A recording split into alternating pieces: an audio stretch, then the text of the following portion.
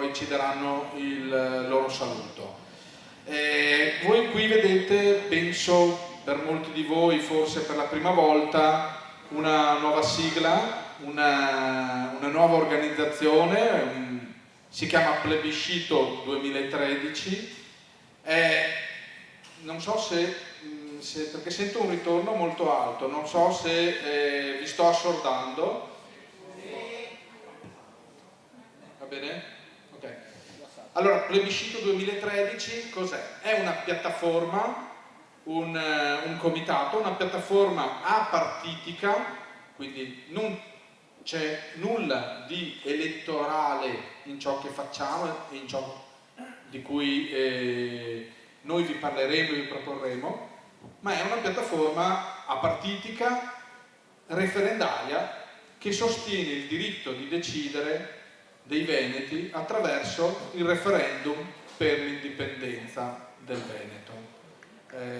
Come molti di voi sapranno, è ormai cosa assodata che il referendum per l'indipendenza è un qualcosa di assolutamente legittimo, nel pieno rispetto appunto di una legalità internazionale che ha visto nel corso degli ultimi decenni, dal dopoguerra, crescere in modo enorme il numero di paesi indipendenti nel mondo. Dal dopoguerra erano poco più di 70 e oggi sono 200, e questo percorso è stato portato in Veneto per la prima volta proprio da alcune delle persone che questa sera vi parleranno assieme a me, che da qualche anno appunto hanno introdotto questo progetto.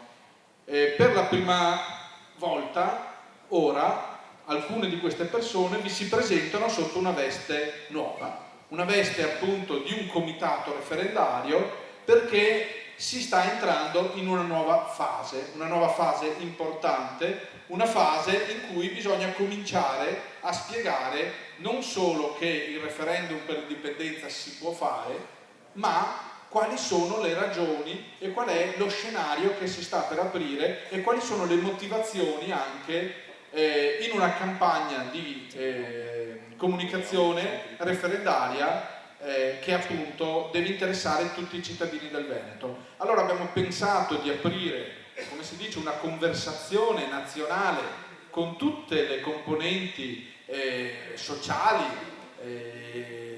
di pensiero, politiche, che sono presenti nel nostro Veneto, e per far questo abbiamo dovuto levarci la giacca di partito, la giacca, un simbolo elettorale, costituiva ovviamente un ostacolo al dialogo con tutte le componenti politiche, perché è chiaro che se si va a parlare come partito, come movimento politico, si incontra chiaramente una barriera di fronte ad altri esponenti che hanno un'altra idea politica. Se invece ci si presenta come cittadini che portano avanti delle ragioni che sono delle ragioni di democrazia, è chiaro che a quel punto il dialogo diventa semplice con chiunque, indifferentemente dalla parte politica in cui egli milita o dall'idea politica che porta avanti.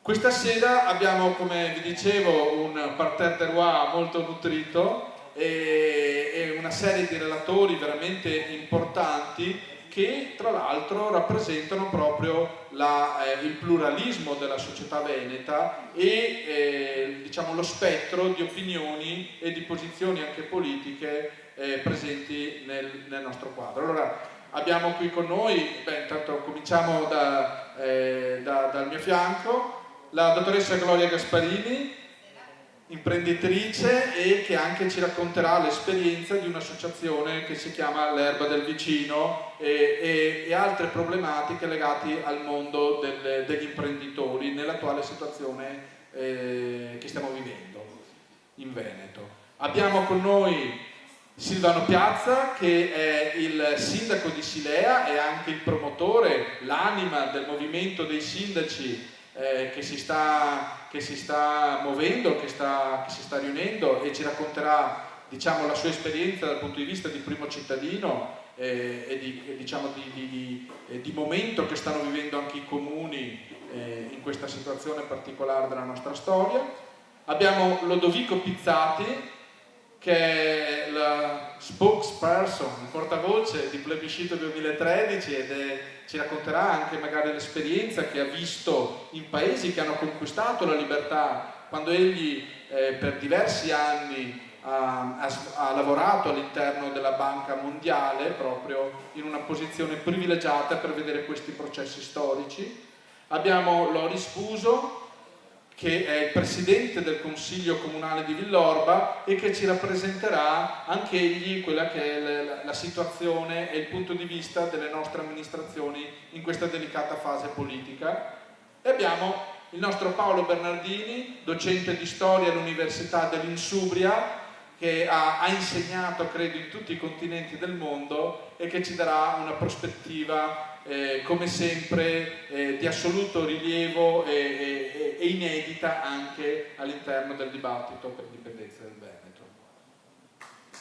È arrivato, mi dicono, anche un altro relatore, che è il relatore che mi fa particolarmente piacere avere questa sera e che chiamo a sua volta a raggiungerci sul palco, ed è Franco Rocchetta, che mi perdonerà se parlo in lingua franca. Franco Rocchetta, che è il fondatore, il promotore della Liga Veneta e che questa sera ci porterà il suo punto di vista, anche egli testimonial di Plebiscito 2013. Attendiamo poi, arriverà più o meno verso le 10:15, 10:30, anche Giovanni Dalla Valle, che è membro dello Scottish National Party, il partito nazionale scozzese, e ambassador della Yes Campaign Program, che all'interno, diciamo, che in Scozia sta portando avanti la campagna di comunicazione per il referendum di indipendenza della Scozia, che ci racconterà il momento particolare che sta vivendo la Scozia, che proprio in questi giorni ha visto per la prima volta storicamente prevalere, avanzare i sì rispetto ai no tra i cittadini scozzesi favorevoli appunto all'indipendenza della Scozia. Allora direi grazie Franco, grazie a te. Allora, poi abbiamo molti ospiti, vedo il sindaco di Resana, Loris Mazzolato, c'è il consigliere comunale e provinciale Michele Toaldo di Montebelluna, della provincia di Treviso, abbiamo dei rappresentanti del Comitato di Celebrazione delle Pasque Veronesi e abbiamo anche altri esponenti che ci hanno raggiunto anche dalla Lombardia, se non sbaglio, Luca Sonzogni, che non vedo, e a sua volta testimone del plebiscito, e che ci darà un saluto, perché anche a Bergamo si sta cominciando a parlare di indipendenza in modo diverso da come finora si era visto, seguendo l'esempio del Veneto. Allora, bando alle presentazioni, vi ho fatto la premessa, poi vedremo nel corso della serata le altre argomentazioni. Io direi per ogni relatore di mantenere comunque un tempo limitato, proprio perché siamo in tanti, e favorire il dibattito poi anche con le domande dal pubblico, che sicuramente avranno molte curiosità da soddisfare. Io comincerei come primo intervento, se ritiene, da Paolo Bernardini, dal professor Paolo Bernardini, che non so se vuole rimanere seduto o se vuole avere il microfono. Eccolo qua, ci raggiungete. Grazie Paolo.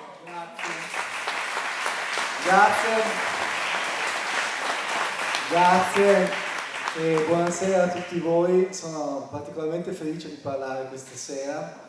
Sono particolarmente felice di vedere un pioniere della causa veneta seduto al mio fianco, nella persona di Franco Rocchetta, che conosce la storia sia dell'indipendentismo sia del Veneto perfettamente e sa quanto la storia si coniughi sempre con il presente.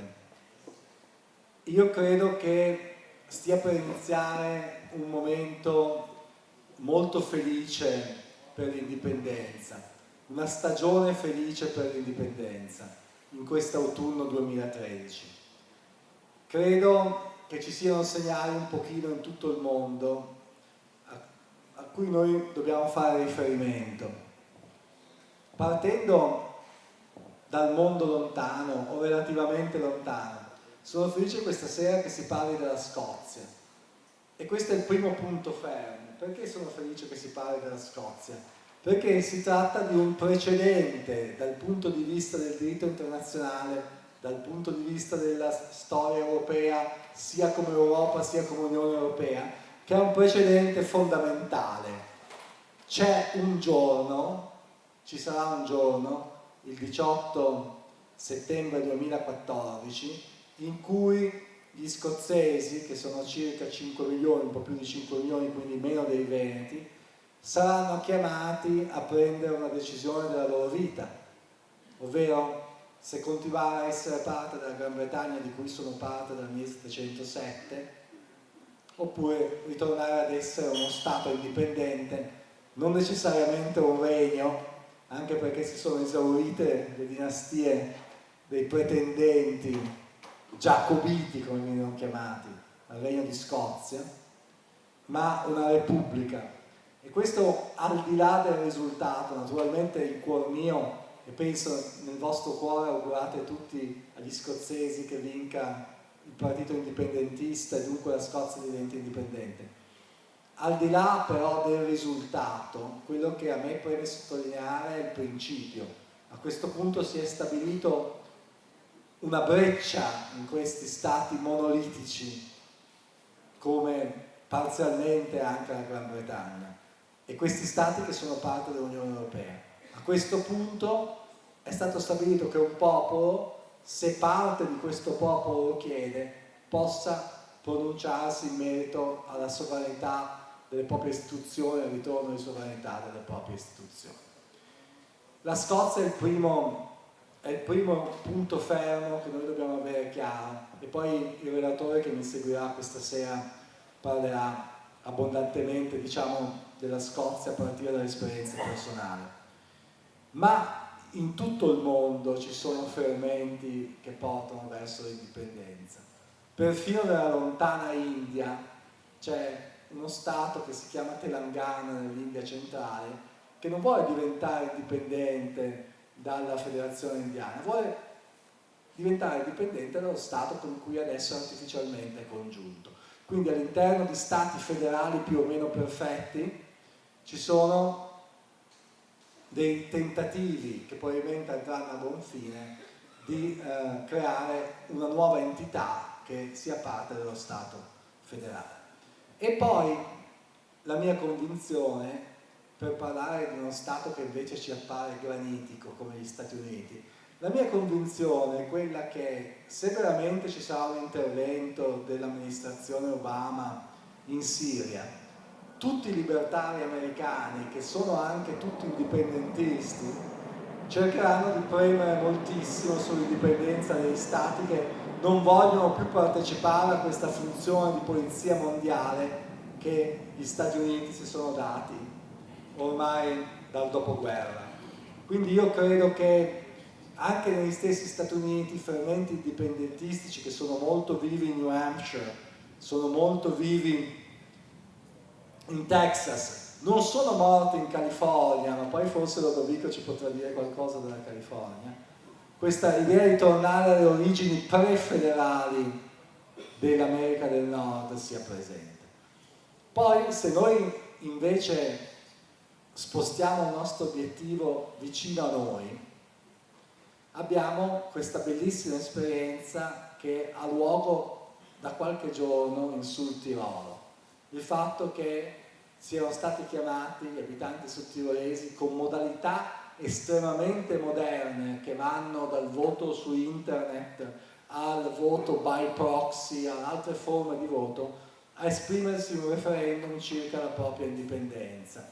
E questo è un aspetto molto bello a cui dobbiamo una persona, la signora Eva Klotz, che qui ringrazio, che è una persona che ha dedicato la vita e dedica la vita alla causa della libertà, che è la migliore e la più bella delle cause a cui si possa dedicare la propria vita.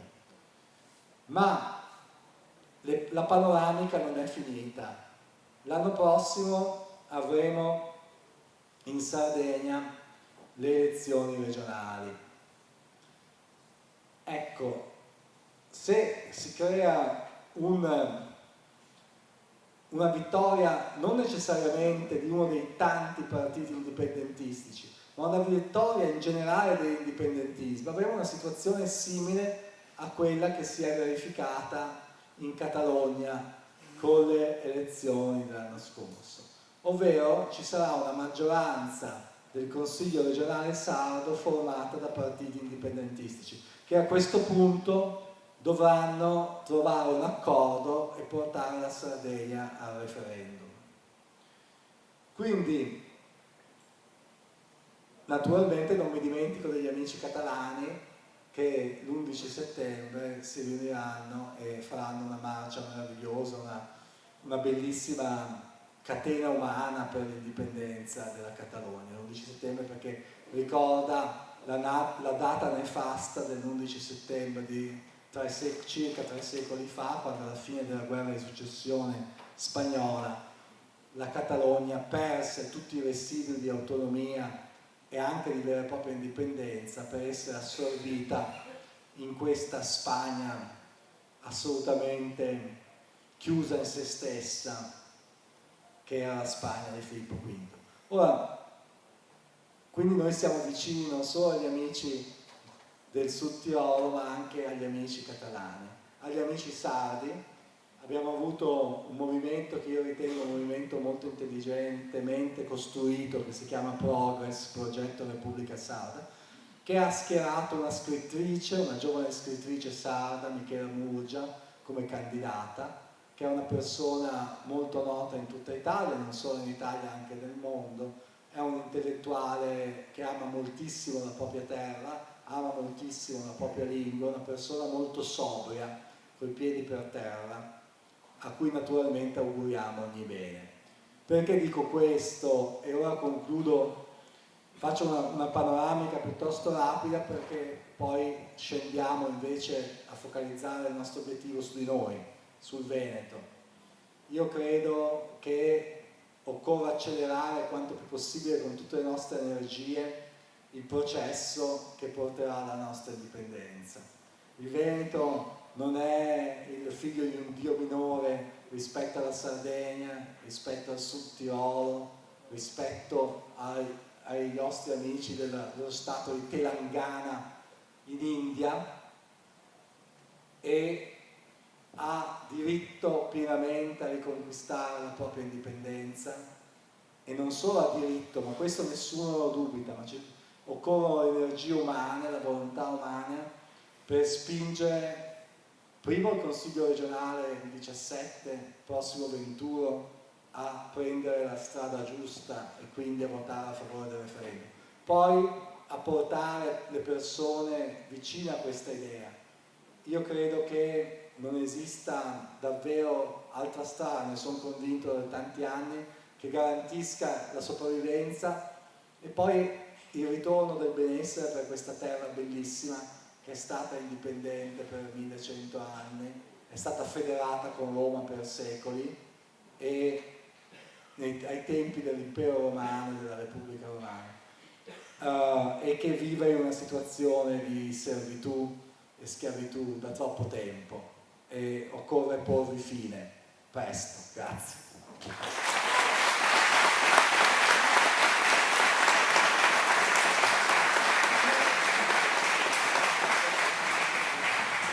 Grazie a Paolo, che poi apprezzeremo anche in altri interventi, magari in risposta al pubblico. Scendo un attimo, se ci arrivo col microfono, perché prima di passare la parola al sindaco di Silea, Silvano Piazza, volevo farvi vedere una slide, una diapositiva, perché c'è un fenomeno importante nel Veneto. Ci sono tantissimi comuni, sono 56 con oggi, grazie all'approvazione da parte del comune di Mason Vicentino a Vicenza, che hanno approvato il sostegno alla legge referendaria per il referendum di indipendenza del Veneto. non è un numero da poco, perché questi comuni sommati assieme rappresentano una popolazione pari al 15,50% dell'intero popolo veneto. Cioè il fenomeno del quale stiamo parlando è un fenomeno che sta interessando la cittadinanza, sta interessando la rappresentanza popolare e la sta interessando dal basso, dai comuni, dai primi cittadini, e quindi per questa ragione io sono veramente contento che questa sera ci sia un rappresentante che tra l'altro è anche di uno schieramento politico che fino a questo momento è stato più tiepido verso il progetto indipendentista, ma che io conosco, e che è Silvano Piazza, e che rappresenta invece, secondo me, un'apertura intellettuale che probabilmente ha pochi confronti nel panorama politico veneto, per quello che io ho avuto modo di conoscere. Per cui sono contento che Silvano tu sia qui, e quindi ti cedo la parola per spiegarci cosa stanno vivendo i comuni, qual è la tua visione e come si inserisce anche l'azione che tu proponi all'interno del periodo e del progetto indipendentista del quale parliamo questa sera. Mi sono fatto degli appunti. Allora, intanto grazie a tutti, buonasera, sono Silvano Piazza, sindaco di Silea, sono sindaco del PD e francamente non ho questa visione, per essere chiari, anche positiva rispetto all'indipendenza. Io sostengo il concetto della libertà di tutti di esprimere le proprie idee, ed è per questo che sono anche qui stasera, perché ritengo che sia più importante garantire la libertà delle idee e delle espressioni di tutti, al di là poi della scelta per l'indipendenza o per altre forme di strutture statali. Perché in questo Paese, ed è anche il senso del mio intervento, sembra che sia difficile essere democratici, essere liberi.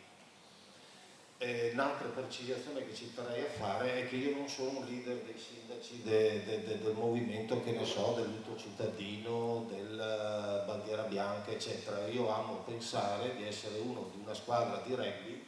Abbiamo caratteristiche fisiche, per chi segue il rugby spero che tutti lo conoscano, e ci sono i piloni che hanno un fisico diverso dalle seconde linee, che invece sono altri, dai mediani che invece sono piccoli, dalle ali veloci, e questa credo sia la natura della diversità dei sindaci, in particolar modo in provincia di Treviso, che hanno caratteristiche diverse ma su certi temi invece fanno squadra, perché pensano che sia importante oggi affrontare insieme determinati argomenti, ed è per questo che per esempio vedo qua il sindaco di Resana ma anche il consigliere di Villorba, con cui dialoghiamo perché riteniamo sia importante discutere e affrontare certi argomenti. Allora, il primo, sostengo da diverso tempo che in questo momento sia in atto una deriva restauratrice centralista. Noi da 20 anni, in particolar modo, soprattutto con l'esplosione dei voti e il consenso della Lega, abbiamo iniziato a parlare in maniera decisa del federalismo, un modo diverso di strutturare lo Stato.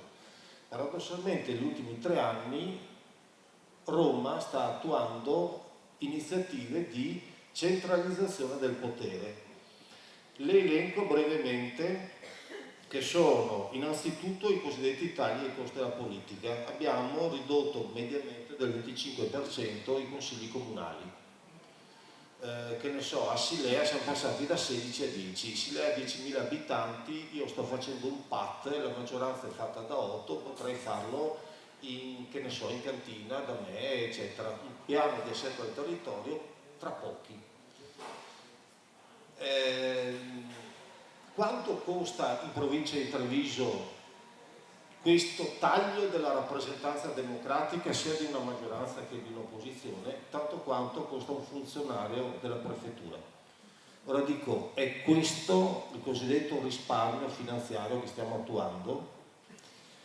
Poi lo Stato a un certo punto, anno dopo anno, decide di tagliare i trasferimenti. Adesso io non so se sarà anche il consigliere di Villorba, Buso, ad affrontare questo argomento. Sicuramente oggi lo Stato, addirittura con la riforma di inizio anno, stava tendendo a zero sui trasferimenti. Cioè il 100% delle tasse di tutti noi, immaginiamo di essere cittadini di Silea, pensionati, imprenditori, dipendenti privati, pubblici, imprese, eccetera, eccetera, il 100% andava a Roma. Addirittura nel caso del comune di Silea bisognava darne ancora. Adesso stanno facendo questa legge sull'IMU e detta francamente, io dico, è una mascheratura. I ragionieri dei comuni non sono in grado di interpretare la norma.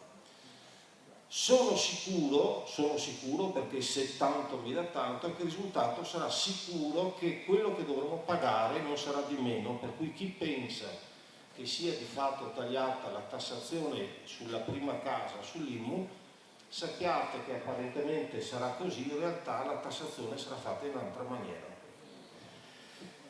Però la decurtazione dei trasferimenti continua. Cioè non è che a un certo punto c'è l'inversione per cui per esempio si decide che la tassazione sugli immobili, sull'IMU, sull'ICI, adesso la si tiene a livello locale, no? Noi dobbiamo mantenere sempre la struttura centrale. C'è stato un momento in cui poi è stato introdotto il patto di stabilità e l'equilibrio di bilancio.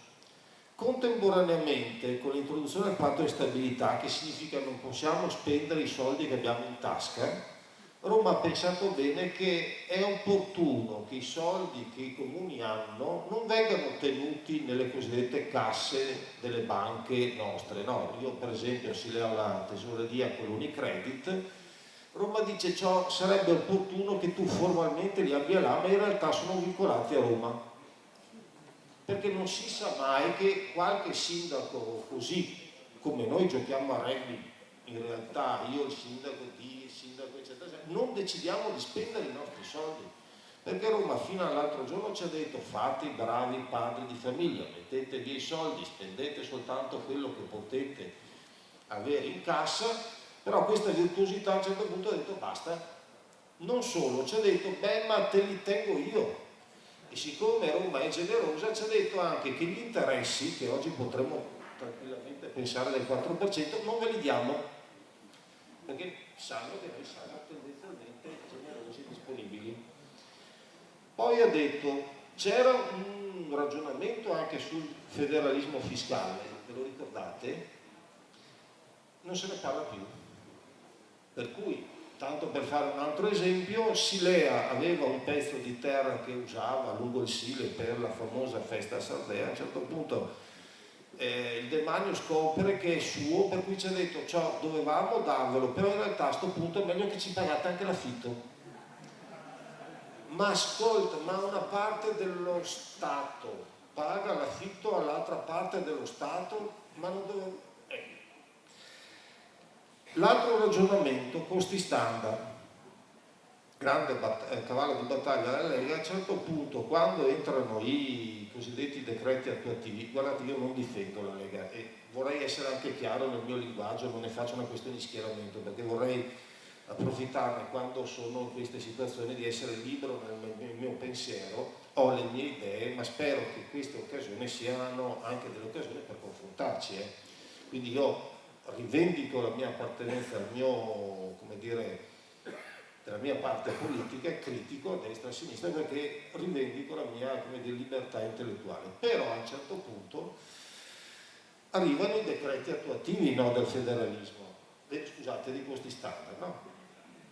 Salta la Lega, non è saltata né l'anno prima né 3 anni prima, ma neanche l'anno dopo. Ci sono delle coincidenze strane.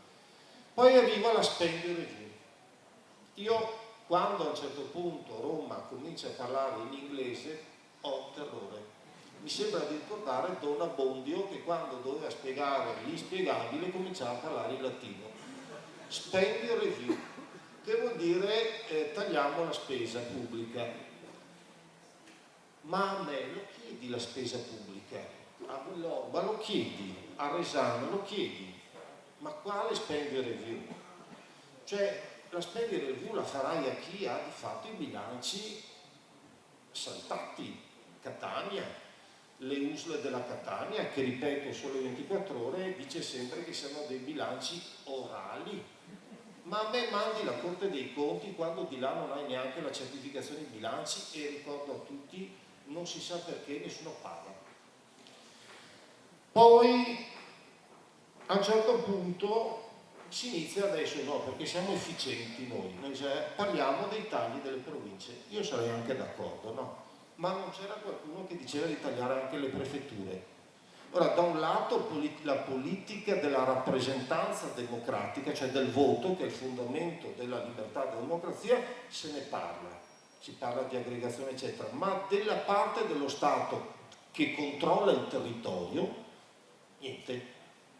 Di quanto costa un parlamentare si parla, ma di quanto costa un funzionario alla prefettura non ne parla nessuno. Quanto costa, cosa fa, eccetera, perché poi succede una cosa che mi può confermare qua, no? I rappresentanti. A un certo punto i sindaci dicono: lanciamo un segnale, mettiamo su una bandiera bianca in segno di testimonianza, non di resa, sia ben chiaro. Ciò, a un certo punto i carabinieri fanno il giro e vanno a controllare per i sindaci che hanno messo la bandiera bianca, cioè una parte dello strato nominato va a controllare cosa fanno la parte democratica eletta dai cittadini per una bandiera bianca, perché l'abbiamo messa là per dire: signori, guardate che noi vorremmo l'uguaglianza, la democrazia. L'uguaglianza significa: se tu dai 100 euro a Trapani o a Merano, perché anche quelli sono trattati bene, vorrei avere anch'io 100 euro, ma perché a loro 100 e a me no? Perché io devo mantenere la struttura e invece gli altri hanno sempre soldi? Posso farne una questione di uguaglianza e di reciprocità. Sto dicendo tante stupidate, in fin dei conti, tra l'altro io appartengo a un partito per cui il fondamento è l'uguaglianza, non parla di tante stupidate.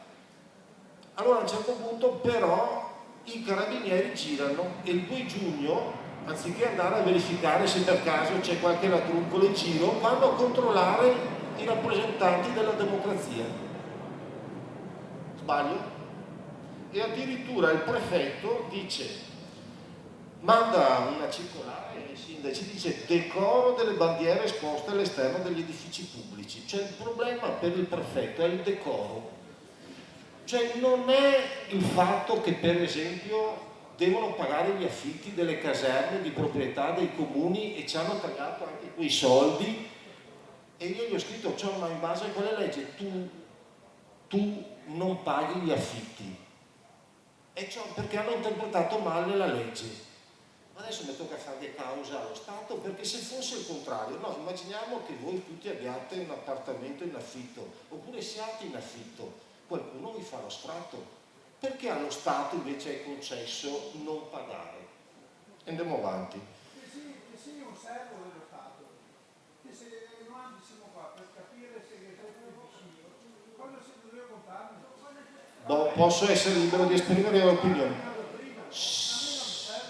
Bene. Dopodiché il concetto di servo è un concetto su cui potremmo parlarne. Grazie. Il problema è che forse abbiamo idee dello Stato diverse. Taglio ai comuni e Stato centrale, eccetera, eccetera. Ecco, le altre domande che vi faccio sono queste. Chiudo perché ho capito che probabilmente qualcuno... No, volevo soltanto farvi delle domande. Volevo invitarvi a leggere attentamente i giornali. Io di lavoro faccio l'editore, per cui sono abituato a leggere, invito tutti a leggere i giornali, magari non al bar, ma fermatevi a leggere. Vi invito a fare delle riflessioni su alcune notizie che passano così. Allora, la prima,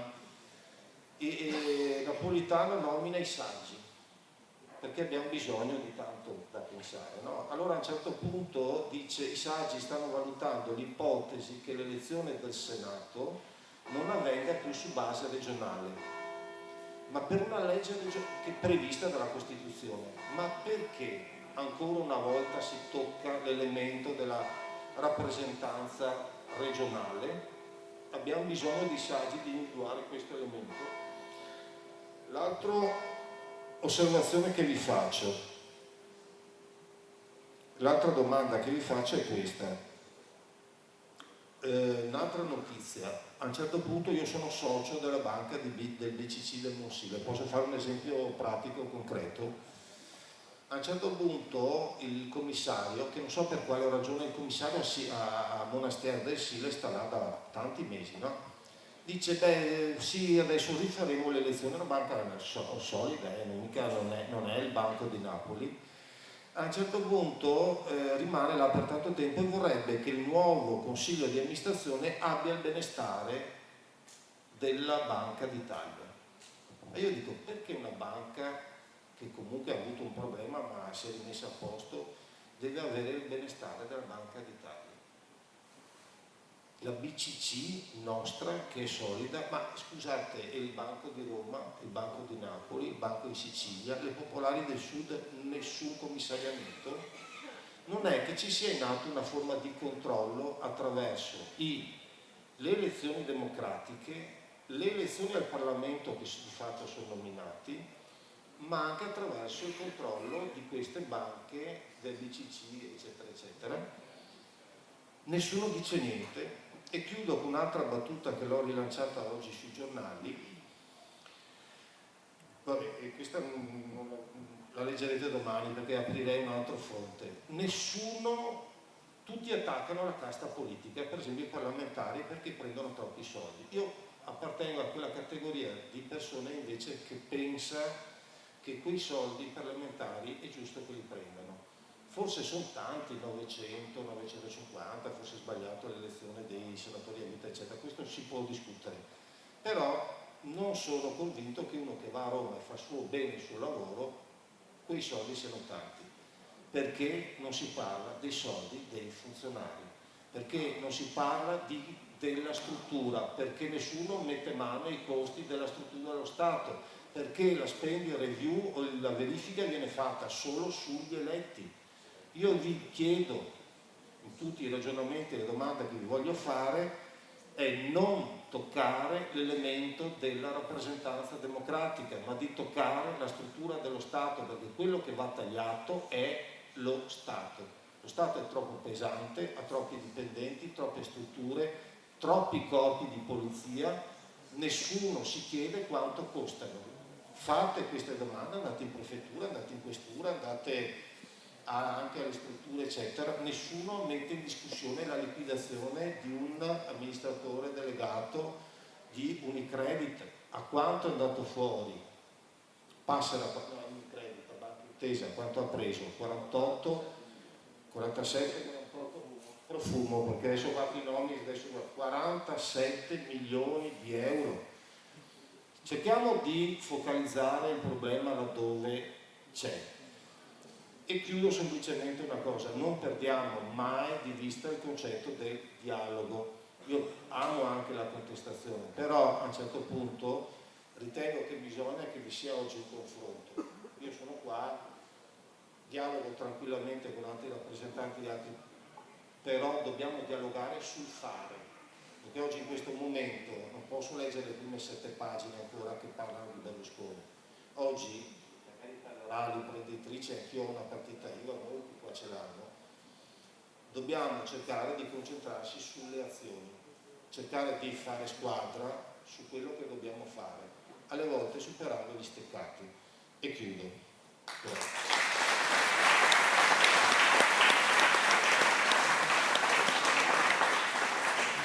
Grazie Silvano, e proprio perché siamo concentrati sugli obiettivi faccio un'altra slide perché la nostra azione, da quando ci siamo assunti le nostre responsabilità, è proprio tesa a questo, a raggiungere gli obiettivi.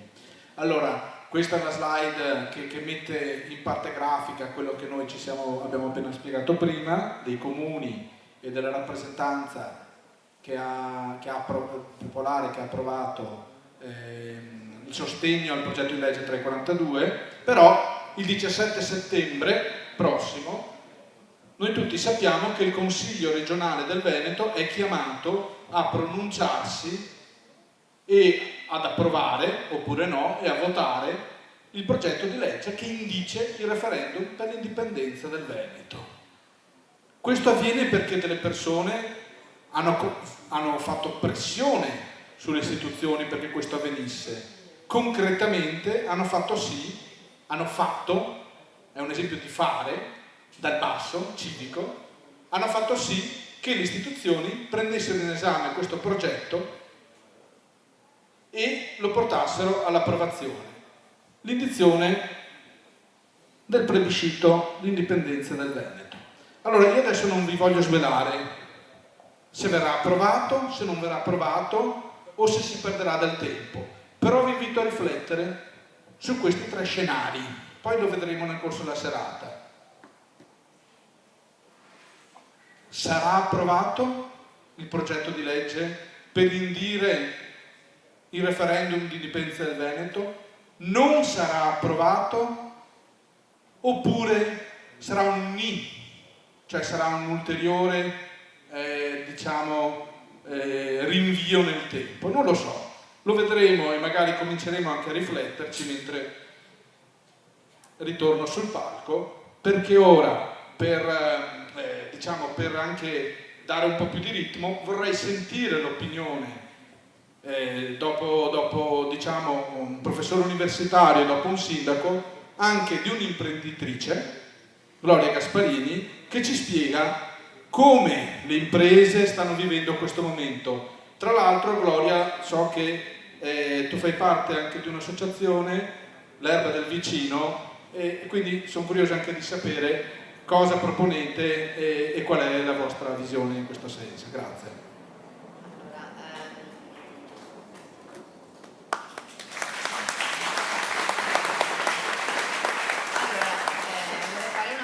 Nel senso che io vorrei dire che ho apprezzato molto l'intervento del sindaco di Silea, pur non essendo apolitica, voglio dire, tutto ciò che lui ha detto stasera secondo me ha aperto, almeno per quanto mi riguarda, che non amo seguire particolarmente la politica, mi ha aperto un mondo su quella che è effettivamente la difficoltà nel territorio per farsi sentire. Allora, un invito che vorrei fare, se sono giovane, è un'imprenditrice, anch'io sto cercando a modo mio di provare a cambiare le cose, perché così non si può andare avanti, è quello di capire che il cambiamento avviene dal piccolo, si parte dal piccolo e solo nel territorio. Quindi quando un sindaco comunque, voglio dire, si mette in gioco, a prescindere dalla sua ideologia politica, e porta avanti comunque delle proposte e contesta anche così come viene centralizzato il potere, credo che abbia il merito quantomeno di essere ascoltato e apprezzato. Cioè, nel senso, va bene la critica, però secondo me è anche giusto apprezzare quello che sta facendo per cambiare nel piccolo. Detto ciò, allora, io sono un'imprenditrice piccola, una microimpresa, ho alle spalle un'esperienza paterna di un'impresa di medie dimensioni, quindi ho conosciuto sia la realtà, diciamo, di un'impresa che dal punto di vista sociale aveva un interesse nel territorio, poi per vicissitudini, voglio dire, che non sto qua a raccontare, comunque voglio dire private, personali, io e mio fratello abbiamo avviato un'attività nostra nel 2003. Partire in Italia nel 2003 sinceramente non era assolutamente facile, al di là della burocrazia, al di là dell'accesso al credito, che se non si ha qualcuno, voglio dire, che dà la possibilità di avere le spalle coperte, è proprio un sistema in sé che non funziona, la giustizia non è stata centralizzata, e lo si sente sempre di più negli ultimi anni, soprattutto in momenti di crisi dove c'è un mercato globale che, voglio dire, noi non riusciamo a competere, e dove fondamentalmente mi sto rendendo conto che se muoiono le imprese muore il territorio, perché le imprese di fatto stanno dalla stessa parte dei lavoratori.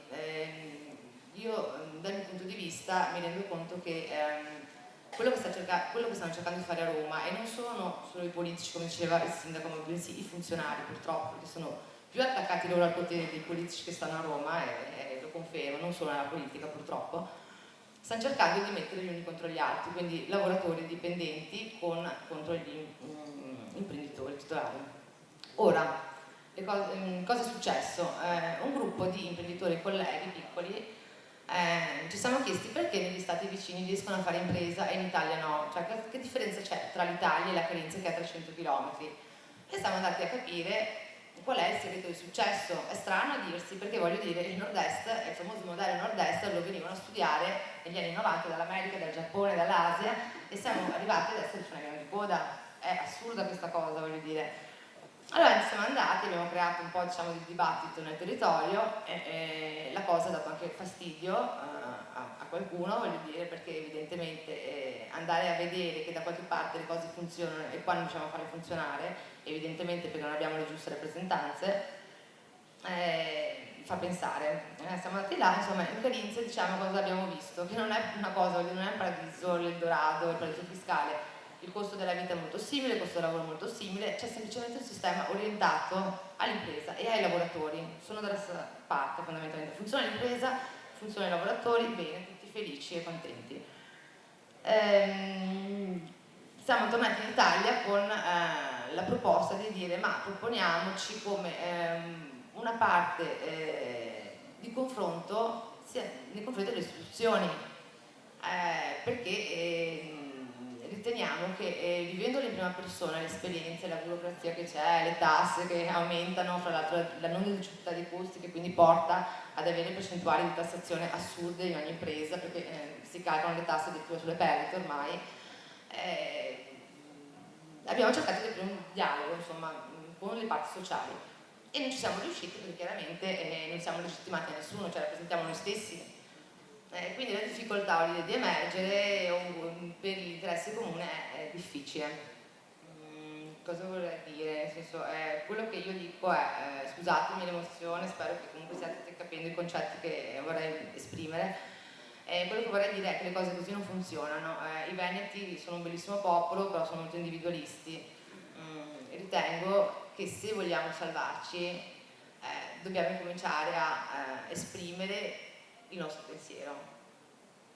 Condividiamo o meno il Veneto indipendente, ma facciamoci sentire, perché se moriamo noi imprese o quantomeno ci spostiamo perché il rischio è quello, perché la capacità di un imprenditore noi ce l'abbiamo nel sangue, quindi io quello che non riesco a fare qua mi fanno chiudere domani, vabbè prendo e vado da un'altra parte, cioè la capacità ce l'ho sia qua che a 200 km da qua, posso andare in Turchia, posso andare in America, posso andare in Giappone, così anche come i collaboratori che ho io, perché sono fondamentalmente bravissimi, cioè è difficile per me spostare se non vengono loro con me, non riesco a fare la stessa cosa qua in Turchia in pochissimo tempo, perché chiaramente qui ho delle persone che sono specializzate, sono molto preparate, quindi o ci diamo da fare tutti insieme, se no, sì, voglio dire, rischiamo di morire, nel senso, credo che sia nell'interesse di tutti trovare un po' un punto di incontro invece di dividerci per cavolate, uniamoci su un interesse comune, cioè di vivere del nostro lavoro. Io questo dico perché ormai non sempre più, e invito i sindaci nei comuni, voglio dire, a fare delle battaglie anche per questo.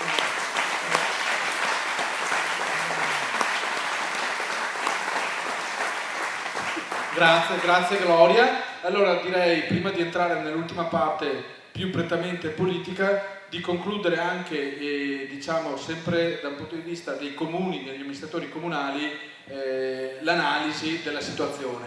Per cui chiamo il mio amico Loris Muso, tra l'altro, perché è vero che qui anche qualche aspetto personale merita ogni tanto metterlo. È vero che siamo partiti con un progetto politico qualche anno fa e ho conosciuto tantissime persone, ma come ognuno di noi anch'io avevo una storia e nella storia precedente, nella mia parte precedente di esperienza, ho avuto molte occasioni comuni di esperienza, anche proprio con Loris Muso, con cui facevamo assieme il liceo, e quindi sono contento di vederlo qui stasera dopo diversi anni. Grazie Loris, vuoi venire qui o ti passo il microfono lì? Presidente del Consiglio Comunale di Villorba. Buonasera a tutti, grazie Gianluca. Mino va combattere. Questo è il motto dei trevigiani. Finché una roba tocca che altri, Mino va a combattere. 2 giugno 2012, Silvano. Il sindaco Serena propone di ammainare la bandiera dell'Italia dal municipio. Diffida e minaccia del prefetto di sciogliere il mio consiglio comunale utilizzando l'articolo della legge che prevede lo scioglimento per irregolarità gravi, ripetute, e non mi sembrava che questo lo fosse, o per infiltrazione mafiosa. Caro signore che prima parlava al sindaco Piazza, il referendum per l'indipendenza del Veneto noi lo possiamo capire solo se in questo momento abbiamo la coscienza dello stato di assedio che i nostri enti stanno vivendo. perché è la risposta all'assedio. Nel momento in cui un prefetto mi minaccia di sciogliere il consiglio comunale per infiltrazione mafiosa, perché non vogliamo esporre la bandiera dell'Italia, questo è stato dell'assedio. In un paese dove si fa un contratto commerciale, perché a te dicono che vogliono ridurre l'affitto, a noi non lo vogliono pagare proprio, della caserma dei carabinieri di Villorba, abbiamo costruito in accordo con contratto commerciale di affitto che dovevano iniziare a pagare da poco. Un bel giorno il prefetto ci manda una lettera dicendo: cari signori, modifichiamo il contratto, ce la date a titolo gratuito perché noi questo affitto non lo paghiamo più. Signori, ecco perché bisogna fare il referendum, ecco perché bisogna tentare di uscire da questa logica. Questo è, se noi non capiamo come gli enti oggi vivono e le difficoltà finanziarie, ma anche di relazione che hanno con gli enti superiori, se non capiamo questo, il referendum non potrà mai prendere piede. Allora, il concetto è molto semplice e dopo vado all'aspetto più simpatico. Giustamente Silvano diceva, e lo diceva l'imprenditrice, i costi fissi. Voi sapete quanto impatta la provincia, o meglio, il sistema province sul debito pubblico nazionale?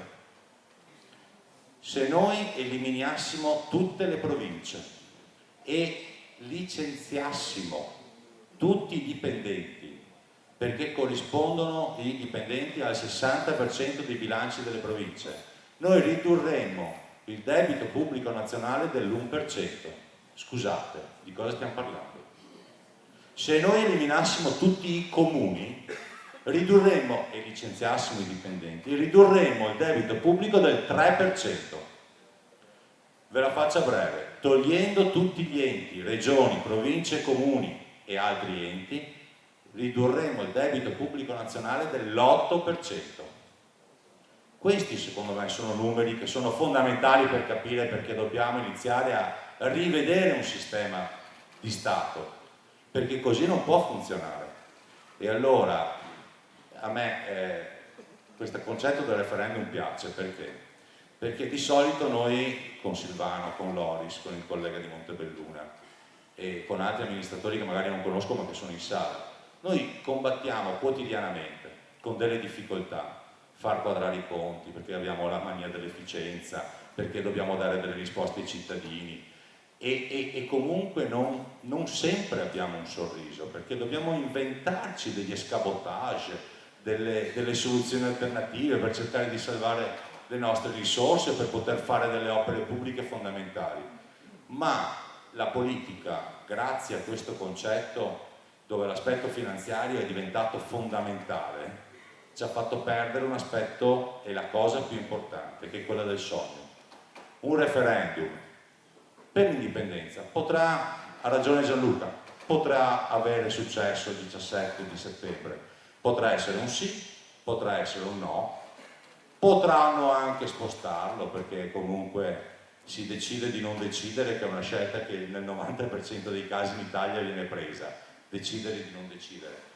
Si decide anche di fare l'IMU per poi aumentare l'IVA, al limite per compensare, si possono fare tante cose, però la cosa che è fondamentale per me, e spero anche per voi, è di iniziare ad avere una speranza, perché quando tu oggi ti muovi, leggi il giornale, senti qualche informazione, guardi la televisione, parli con gli imprenditori che combattono tutti i giorni su più fronti, io non sento tante volte parlare di speranza.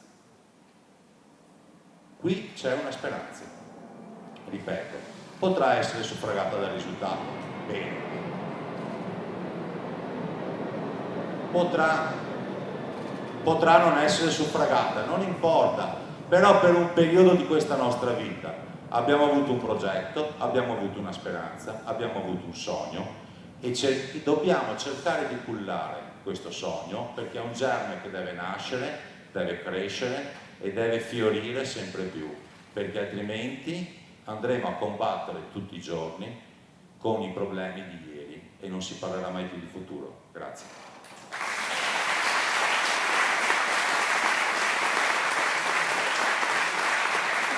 Allora, anche per concludere questa parte diciamo di dibattito, chiamerei sul palco per darci un saluto anche i rappresentanti di altri comuni.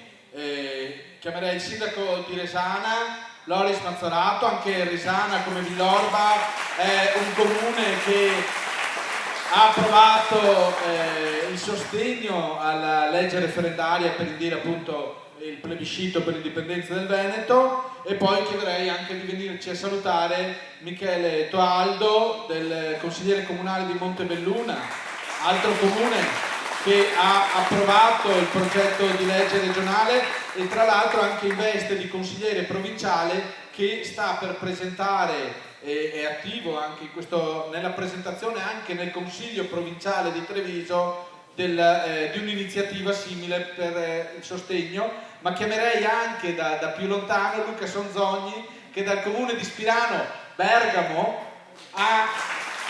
e questo mi fa molto piacere, ha fatto approvare nel proprio comune un ordine del giorno, in questo caso attraverso l'azione di Color 44, che si è rifatta all'esperienza che abbiamo portato avanti in Veneto per l'indipendenza della Lombardia. Loris, vuoi cominciare tu, visto che anche sei quello con cui ci conosciamo da più tempo? Sono contento che tu sia qui, a te la parola, grazie. Ciao a tutti. Qualcuno di voi senz'altro mi ha visto, io per un anno, da più di un anno, sto portando la maglietta, non l'ho messa qui questa sera, IMU rapina di Stato, con la foto di Monti e la pistola. Sono andato a finire su tutti i giornali, televisioni nazionali. Ho detto ai miei cittadini, se siete in difficoltà non pagate l'IMU, prima pagate i dipendenti, prima gli asili, le scuole, gli anziani. Sindaco. No, fermi. Qua non è un fatto di essere bravo. Io ho detto ai cittadini, non pagate. E quanti sono venuti da me in comune? Sindaco, dai, non pago. Ho guardato i bollettini, in 3 non abbiamo pagato. Io e altri 2. Allora noi veneti, o abbiamo i coglioni, o questo Stato fa bene metterci in ginocchio. Perché è l'inizio. Perché l'Italia ha 2.200 miliardi di debiti. I depositi bancari sono 8.000 miliardi, questi ce lo mettono in quel posto lì, senza olio. E la colpa non è dei politici, la colpa è di voi e mia, perché rappresenta il fallimento e l'incapacità di noi veneti. Siamo divisi su tutto. Mi non vuoi combattere, questa è l'espressione vera. Perché è inutile che noi ci esponiamo. Io ho approvato un bilancio adesso, di previsione. Io rischio 10 mensilità perché rischio di sforare il patto di stabilità. Questa può essere un'alternativa. Ma non ci credo, perché noi veneti non abbiamo le palle al bar, bravi, politici, ladri, tutti quanti. Però poi quando è il momento,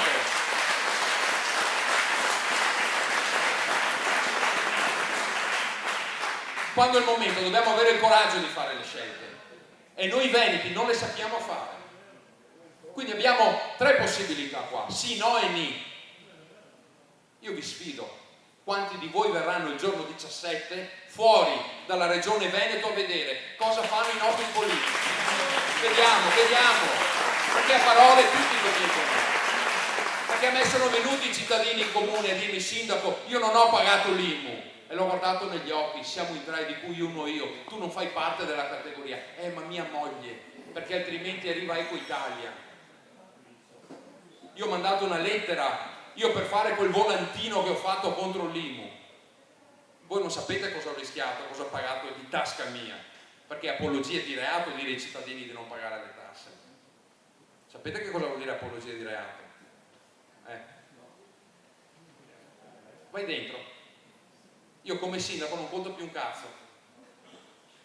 Quindi io devo rappresentare le istituzioni, io sono obbligato, perché quando il prefetto viene lì, quando io devo approvare il bilancio che non voglio aumentare i tributi ai cittadini, o lo faccio o mi mandano a casa. Pesare sul prefetto, sul cesso. No, è facile dirlo, ma non contiamo niente. Io posso avere il coraggio se tu mi sostieni, se tu, ognuno di noi deve venire dietro. Ecco perché io credo molto nell'indipendenza. Guardate che io ho 48 anni, fino a 36 anni non sono mai andato a votare, perché ho sempre sostenuto che tra un ladro e uno che ruba non do il voto a nessuno. Oggi ho la sfiga che mi trovo a fare il sindaco, perché? Perché una volta un certo Alessio Morosin ha difeso i Serenissimi e ho detto: ma perché i Serenissimi hanno pagato tutta la pena? Per un ideale. E noi per l'ideale cosa facciamo? Un cazzo. Parliamo solo. Scusate se io sono terra perché sono un sindaco scoglionato, sono un sindaco che ho azzerato i debiti del mio comune, non ho più mutui. Io ho 6 milioni di euro in cassa, a tasso zero, come ha detto Piazza, non mi riconoscono niente di interessi. L'anno scorso ho avanzato 800.000 euro, me li hanno portati via. Il 28 di dicembre, a tesoreria chiusa, cioè la banca è chiusa, lo Stato mi ha ritornato 85.000 euro. E il 1° di gennaio mi ha detto: sindaco, ma quanto stronzo sei? Non sei neanche riuscito a spenderli. Ma se la banca è chiusa, il 1° di gennaio me li ha portati via. No, non c'è da ridere qua. Scusate, io lo dico in tono ironico, ma questa è la situazione. Quest'anno, dopo che i miei cittadini pagano 30 milioni di tasse, ho l'azzeramento dei trasferimenti. Silvano qui, anche se siamo di partiti diversi, siamo 2 imprenditori, abbiamo gli stessi problemi. Io devo dare indietro quest'anno allo Stato 300.000 euro. Allora la sfida è questa: ognuno di noi porta in regione 20-30 persone di quelli che sono qua, se no non vale niente, perché a Roma ci sono i nostri veneti parlamentari, in regione ci sono i veneti. Ma che cazzo fanno? Ma guardate che cazzo fanno, scusate se sono volgare, lo posso dire anche a voi, che cosa fate? Venite qua a ascoltare 4 imbecilli che parlano, o un sindaco più imbecille degli imbecilli che parla, per convincere chi? Ma crediamo al futuro o no? Crediamo nelle nostre aziende o no? Nei nostri figli o no? Questa può essere una risposta, ma pochi di noi hanno le palle. E allora la mia sfida è questa: voglio vedere, io ci sarò il 17, ci sono stato anche l'altra volta, pareva che ci fosse chissà chi, eravamo in 4 gatti. Vediamo quanti di voi hanno il coraggio di venire lì, di prendersi un giorno di lavoro, non tanto. E ho finito.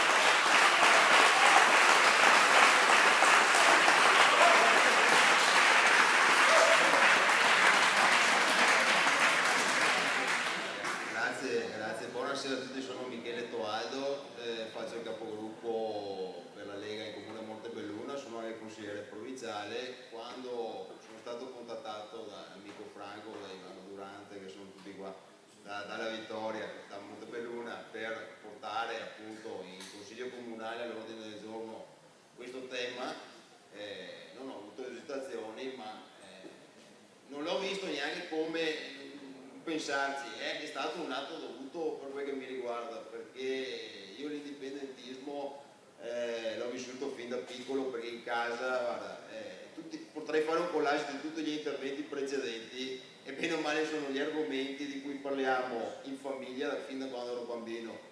Qua abbiamo un maestro che è Franco Rocchetta, secondo me, perché no, ma non lo faccio per piaceria, non mi interessa, guarda, però ti dico una cosa, una testimonianza storica. Io ero un bambino, avevo 8 anni, adesso ne ho 34, alle feste della Liga Veneta al Muna Roma, a casa Corba di Via del Lago, ci andavo con mio padre, con i miei zii. Io vengo da una famiglia, sono tutti proprio piccoli artigiani, quindi quelli che i cosiddetti che hanno fatto il cosiddetto miracolo nord-est, che non è stato un miracolo, perché è stata, dietro un miracolo, c'è sempre una storia, cioè la storia dei Veneti arriva da molto molto lontano, però lo stato coloniale italiano dove viviamo ci è impedito di conoscerla, ed è per questo che adesso arrivo a te, Loris, dici che qua non c'è la volontà di mobilitarsi. Non c'è, perché secondo me non abbiamo coscienza di noi stessi. Io mi ricordo i primi manifesti che vedevo per le strade, che sembravano bestemmie, erano scritte scuola coloniale, stop, prefettura, non abbiamo un giudice veneto in Veneto, non abbiamo un maestro veneto nelle nostre scuole. Sono tutti dati di fatto, non sono opinioni che ho io perché sono un razzista, però ce le hanno fatte passare per questo. Cioè il Veneto razzista, il Veneto che tiene solo i skate, il Veneto, hai capito, che vuole avere qualcosa che non gli spetta, perché il Veneto è Italia. Il Veneto è Italia dal 1866. Ma se voi leggete un libro di storia, anche un libro di storia, ho studiato storia moderna, ho fatto un esame all'università, no? e non di un libro di storia chiaramente indipendentista. Io ho fatto l'università di Padova, ho studiato sul Camera Fabetti, mi sembra storia moderna.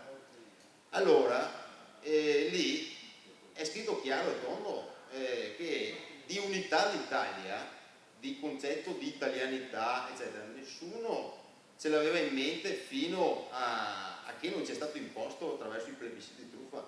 Ma io sono convinto, sarebbe bello avere una macchina del tempo, tornare il giorno prima del 1866, quando siamo stati unificati all'Italia, a vedere quanti di noi altri veneti pensavamo, ambivamo ad entrare in questo regno d'Italia. Io penso che nessuno avesse la ben più pallida idea di cosa andavamo incontro, hai capito?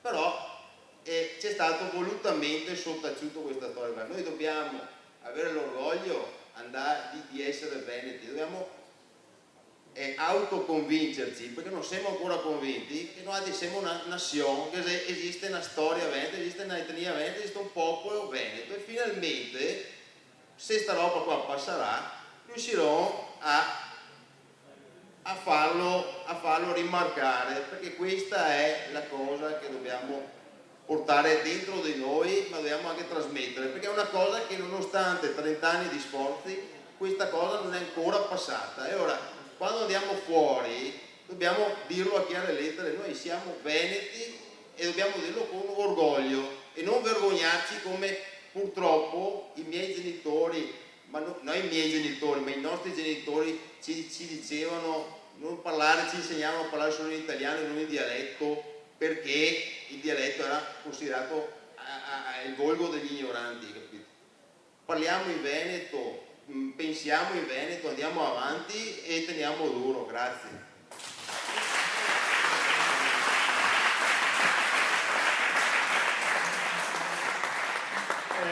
Buonasera a tutti, io non mi dilungo stasera perché devo ammettere che ho il lessico un po' bloccato per la stanchezza del viaggio, quindi mi limito a ringraziarvi innanzitutto per l'accoglienza calorosa, a farvi i miei più sinceri auguri per il vostro percorso verso il referendum prima di tutto e poi si spera verso l'indipendenza, e vi dico che i lombardi vi stanno guardando, osservano ogni vostro passo e sul vostro esempio stanno iniziando a muoversi col comitato prima citato Color 44.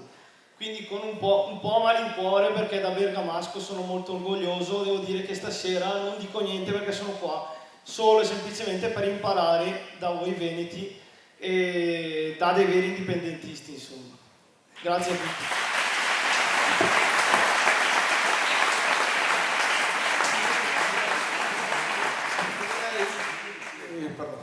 Chiederei di fare, chiamerei sul palco per un saluto anche Alberto Magagna del Comitato Celebrazione delle Pasque Veronesi, che è venuto a trovarci da Verona. Eccolo qua, eccolo qui. Dopodiché sta per arrivare Giovanni Dalla Valle direttamente dall'aeroporto, appena atterrato, mi ha chiamato poco fa, è qui a pochi minuti.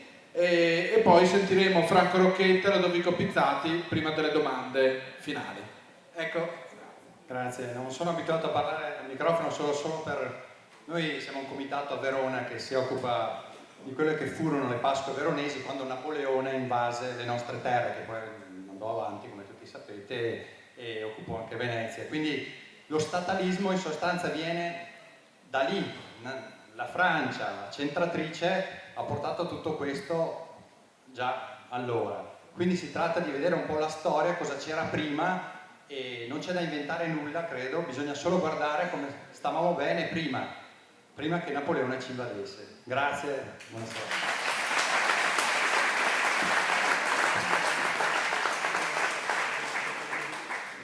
Bene, allora se con grande onore, con anche commozione, che c'è Maria qua a parlare Franco Rocchetta. Non so se te vuoi restare là o se te preferisci venire qua. Grazie.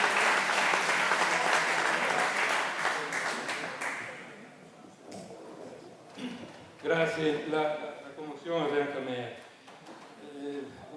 Vorrei ringraziarvi tutti per avermi invitato qua stasera e ringraziare queste persone, alcuni posso anche conoscerli, altri rinascesti dopo che mi conoscevo a Puglia, che è quasi 20 anni fa, 200 persone in 2 di mobilitazione per un segno dei tempi.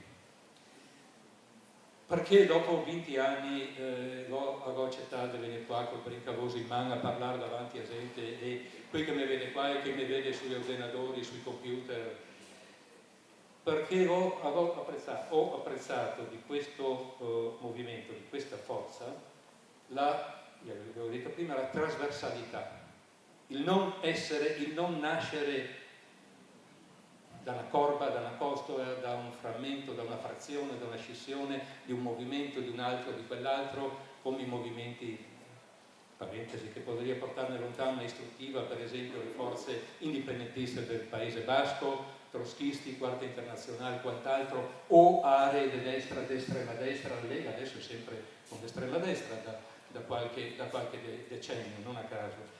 E avevo apprezzato di sentire voci diverse, un sindaco del PD, e allora l'esperienza del sindaco di PD, ma l'esperienza di Orba e altro, Ospresiano, e mi riporta, scusate, il Tosato che dice Franco, eccetera, lui veniva a Ceo, Picenin, a ascoltarmi alle feste, allora dice macchina del tempo, non occorre andare al 1866, anche durante la prima guerra mondiale, che adesso con grandi battimenti di gran cassa molti sindaci si preparano a festeggiare, anche al tempo della prima guerra mondiale i nostri nonni o anche a me mi sia, perché il padre delle femmine aveva combattuto nella prima guerra mondiale. Nella prima guerra mondiale non si sapeva di essere italiani, la divisa ci è stata imposta, chi non voleva combattere ha vissuto le pene dell'inferno. Caporetto è stata una festa per i veneti, questo non lo dicono. Sui monumenti ovunque si legge, come nei paesi fascisti, ai caduti del comune di, caduti per la patria, caduti per la più grande Italia. Non dicono, visto che se tanti di noi altri siete cattolici, non si dice che sono morti i nostri nonni, i nostri genitori, i nostri barba, gli zii, i parenti, che sono morti per l'imperialismo italiano, per la famiglia Savoia, per la famiglia Agnelli. No, ti dicono per la più grande Italia, non ti dicono che sono morti per l'inutile carneficina, come diceva il Papa di allora. E adesso siamo pronti, siamo prossimi ad una nuova guerra, e giustamente qualcuno, sì, da Verona, grazie a Bergamo, territori di una Repubblica Veneta che non ha conquistato Verona o Bergamo, ma li ha liberate quelle comunità dal feudalesimo, altra parentesi, se potrà parlarne, perché la Repubblica Veneta non è la dominante, non è la Venezia che saccheggia gli altri territori e poi taglia il bosco del Montello per le sue navi, per i suoi affari, per i suoi interessi. La storia è completamente diversa da come ce la raccontano, ma siccome siamo colonia ci raccontano una storia completamente falsa. Io voglio parlare per 2 minuti e se non mi fermi fra 3. Allora,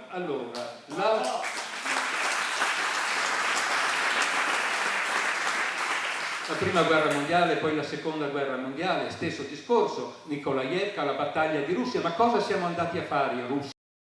Meglio di me, o per la birra, o per le feste, o per il baon. Se qualcuno non sa, la Baviera è un stato dell'Europa e basta guardarsi scarsea, le monete da 2 euro della Germania, Repubblica Federale di Germania, riportano un panorama della Baviera, come riportano un panorama della Pomerania, come riportano il campanile di San Michel di Amburgo, perché in Germania ogni Stato della Germania, sede stati, è rappresentato sulle monete che tutti i tedeschi che scarsei, quanto europei che non hanno gli altri. Quali monete della Repubblica Italiana, euro della Repubblica Italiana, non dimenticando Ciampi che con un colpo di mano, un golpe, ha cancellato il Conte di Rialto dalla moneta d'1 euro per porvi la figura, peraltro nobile, di Leonardo.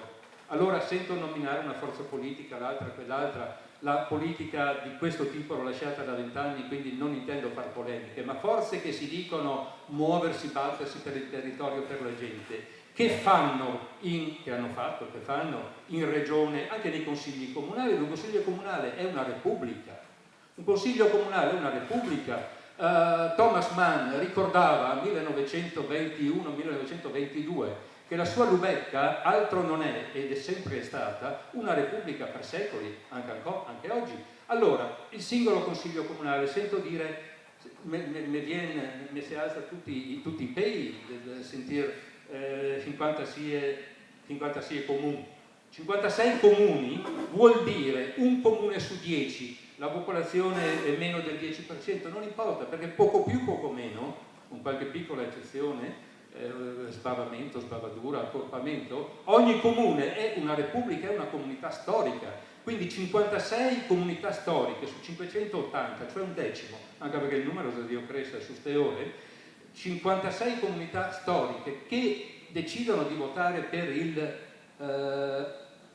perché si possa andare a voto. Poi si discuterà quale indipendenza, per chi, nell'interesse di chi, dei Siori, dei Poretti, del Benetton, di quel che le sta rovinando a Benetton. Poi si vedrà quale indipendenza e perché l'indipendenza. Per essere indipendenti come la Svezia, o anche la Slovenia, o essere indipendenti come la Macedonia, o il Kazakistan, o altri stati che possono... Non esistono due stati indipendenti la cui indipendenza pesi allo stesso modo.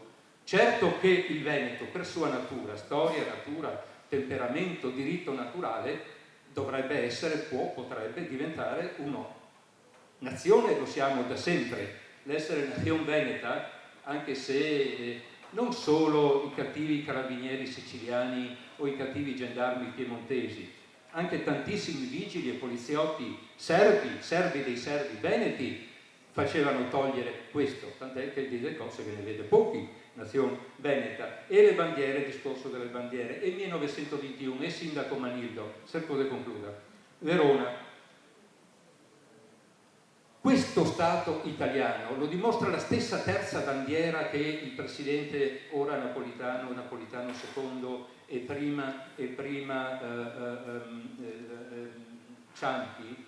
Tre bandiere sventolano sul Quirinale: la bandiera europea, Montasol, la bandiera italiana e una terza bandiera napoleonica. La bandiera del presidente è la bandiera coloniale napoleonica del 1796. Come se nell'Europa orientale sventolassero le bandiere degli stati fantoccio creati da Hitler dopo il 1938, 39, 40. Questo dobbiamo capirlo. Il discorso sulla bandiera è fondamentale, ma siccome a scuola ci insegnano il tricolore, è sempre stata la più bella, eccetera, allora crediamo che questa sia la nostra bandiera. Il tricolore è una bandiera che rispetto, perché è la bandiera di uno Stato del quale comunque siamo cittadini, per la quale bandiera, amandola o imprecando contro quella bandiera, tanti dei nostri genitori, parenti più stretti sono morti o hanno vissuto un paio d'anni in un campo di concentramento, ma è uno Stato di tipo coloniale, uno Stato di tipo fascista. È lo stesso Stato creato da Napoleone, tant'è vero, si continua in Francia, due repubbliche gemelle, la Francia il cui presidente vuole andare in guerra rifiutando il confronto in Parlamento. È una bestemmia. L'Inghilterra in questo, tutti noi vuol mettere piede un'altra volta in Siria, ma l'Inghilterra in questo senso è un pochino più attenta. Ma poi c'è il discorso della Scozia, sono mille i discorsi e non posso andare avanti, ma visto che ho sentito parlare di macchina del tempo, una testimonianza voglio darla e prendo spunto dalla presenza di un sindaco, perché mi rispetto, Dreta e Tanta, clericali e laici, rispetto la destra, rispetto la sinistra e clericali e laici. Mi dispiace, ho sofferto a vedere per 20 anni la Lega che avevo pensato e alla cui costruzione ho dato tanto, arroccarsi, autocastrarsi in un angolo, e fosse l'angolo di estrema destra o di estrema sinistra, la vergogna è stata nel fatto di autolimitarsi in un angolo. Questo fronte, questo comitato che non è partito, perché io non aderisco a un partito, esprimo solo simpatia e solidarietà, e così sono stato invitato, ringrazio ancora una volta, è aperto trasversalmente. Allora, macchina del tempo, 1969, tanti di voi altri non erano neanche nascesti nel 1969, 12 dicembre, qualcuno se lo ricorderà, altri no, la fotografia dello Stato italiano, domando scusa, la natura dello Stato italiano si dimostra a Milano con la bomba alla Banca dell'Agricoltura, 12 dicembre. Ecco, 12 dicembre, 4 giorni dopo, 16 dicembre, e Veneti, grazie, purtroppo, quindi non è vero che i Veneti siano tutti per sangue, per cultura, più bravi, più buoni, più belli, perché i Veneti sono implicati nella strage di Milano del 12 aprile 1969, che come i rapporti con la mafia, come ogni vicenda degli ultimi 150, diciamo anzi 180 anni, è collegata alla natura perversa, pervertita dello Stato italiano, piemontese prima, come ci ricordano le monete con tutte le armi delle forze di repressione piemontesi. Infatti le monete dell'euro italiano cosa rappresentano? O simboli di repressione, o simboli fascisti, o simboli di regimi autoritari, o le armi piemontesi italiane, o la Mole Antonelliana di Torino, o della celebrativa, perché giustamente qualcuno di voi altri ha detto prima, questi possono essere i più bravi, possono sbagliare, ma la forza in uno sistema repubblicano, il Veneto è repubblica da sempre, non solo in 1100 anni si dice di Serenissima esattamente con questa bandiera, ma anche nei secoli e nei 1500 anni prima di Cristo noi siamo sempre stati repubblica. Lo siamo ancora oggi, perché una famiglia dove non ci sia la prevaricazione è essa stessa una repubblica, come un comune, eccetera. Allora nel 1969, pochi giorni dopo, 4 giorni dopo la strage di Piazza Fontana, altri veneti fanno tutt'altro, risollevano la bandiera veneta e quel che si era fatto, se può contarlo, non adesso perché veramente fra un minuto vorrei stare la parola a st'altri, e le domande, la partecipazione è l'alimento di tutto questo. Quella il nemico frontale della prima Lega, poi la Lega cambia e scende a patti con tutto e con tutti, quindi questa è l'altra storia. Ma la Democrazia Cristiana, incarnata da un sindaco, per quel che ricordo, Giovanni Favaretto Fisca, cavaliere di Gran Croce, democristiano uguale, io potevo essere del PC magari in Emilia, però il simbolo del potere più sporco e più corrotto, quindi non agli antipodi, perché gli antipodi se si ribaltai, ma se si compagni, un altro mondo di valori rispetto a questi sindaci, a questi rappresentanti di un partito o dell'altro,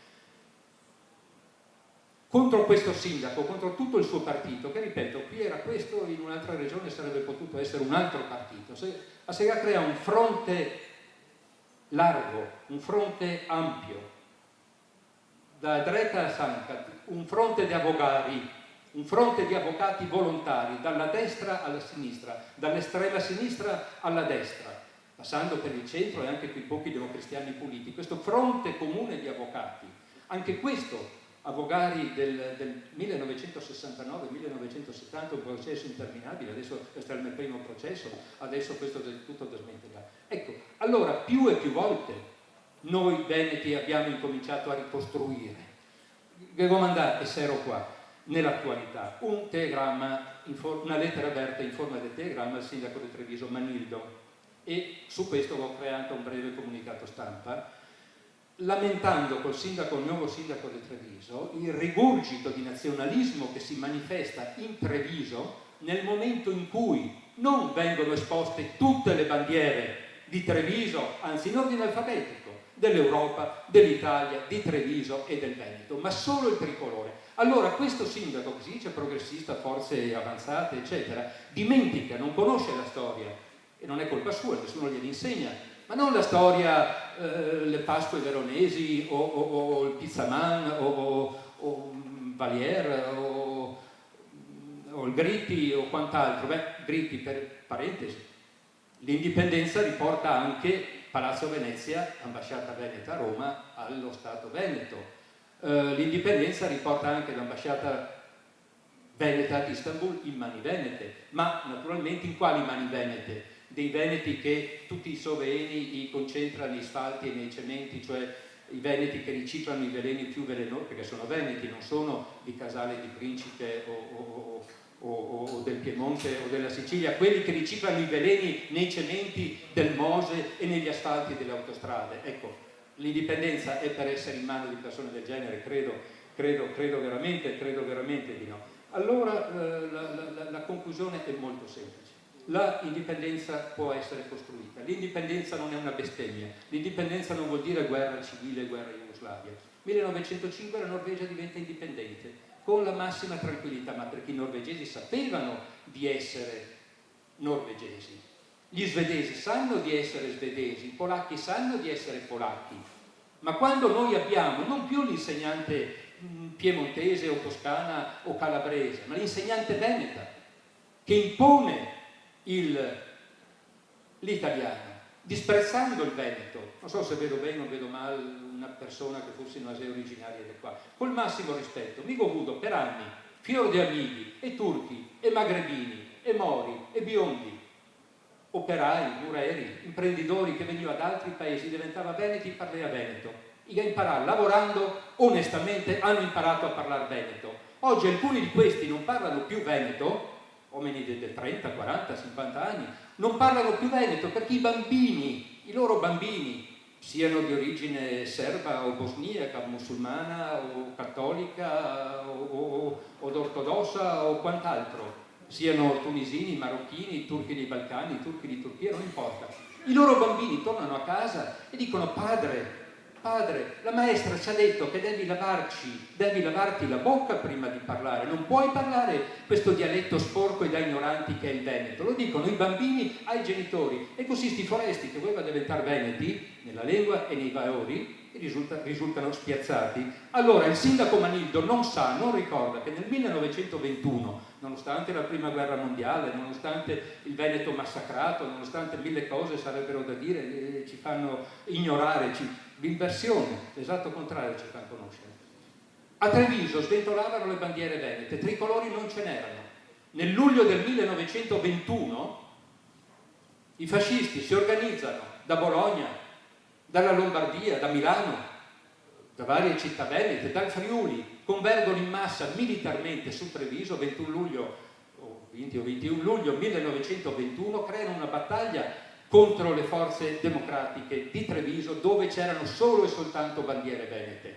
Non solo le fanno sparire, impongono ai carabinieri di esporre il tricolore, impongono al prefetto, perché non c'era la bandiera italiana, 1921, non 1865, 1921, impongono ai trevisani il tricolore, impongono al prefetto il tricolore, non c'era il tricolore in prefettura, impongono il tricolore alla questura e provocano anche un certo numero di vittime. Ecco, quando vedo un sindaco oggi eletto democraticamente ma tanto disinformato da voler nazionalisticamente, forse inconsciamente, ma di fatto alimentando rigurgiti di nazionalismo, che vuol dire la strada che porta alla violenza, alla prevaricazione, all'inganno, a tutte le serie di violenze. Ho sentito parlare prima con un linguaggio molto colorito di quello che ci stanno facendo. E certo, in Europa, non solo in Europa skate e scarsei, in Europa anche in mudande, ecco, ma dovremmo sapere come organizzarci, non basta mugugnare. Allora la ricostruzione dell'indipendenza passa attraverso incontri come questo, e Fegani in continuazione, passa attraverso il volantinaggio fuori dalle scuole, fuori dalle fabbriche, la crisi nelle piccole fabbriche, nei grandi, quel poco che resta a Marghera, ma in tutto il Veneto la crisi è terribile, quindi spero di vedervi anche fuori dalle fabbriche, fuori dalle fabbriche, fuori dalle scuole.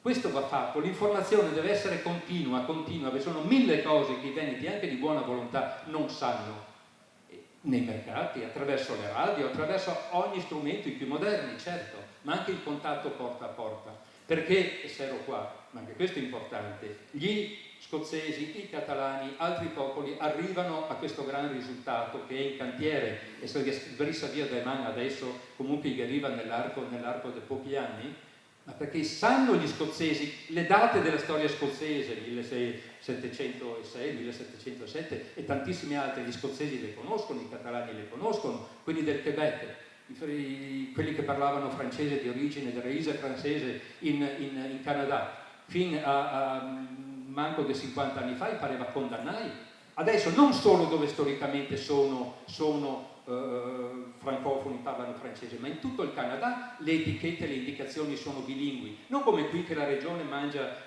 fiumi di skei per creare Veneto strade, Veneto treni, Veneto acqua, Sega treni che fa schifo, strade senza un minimo di segnalazione, eccetera. Si può parlare parole. L'informazione, l'arma più grande non è il mitra, non è il tritolo, non è il traliccio fatto saltare in aria, l'arma più grande è l'informazione. Grazie.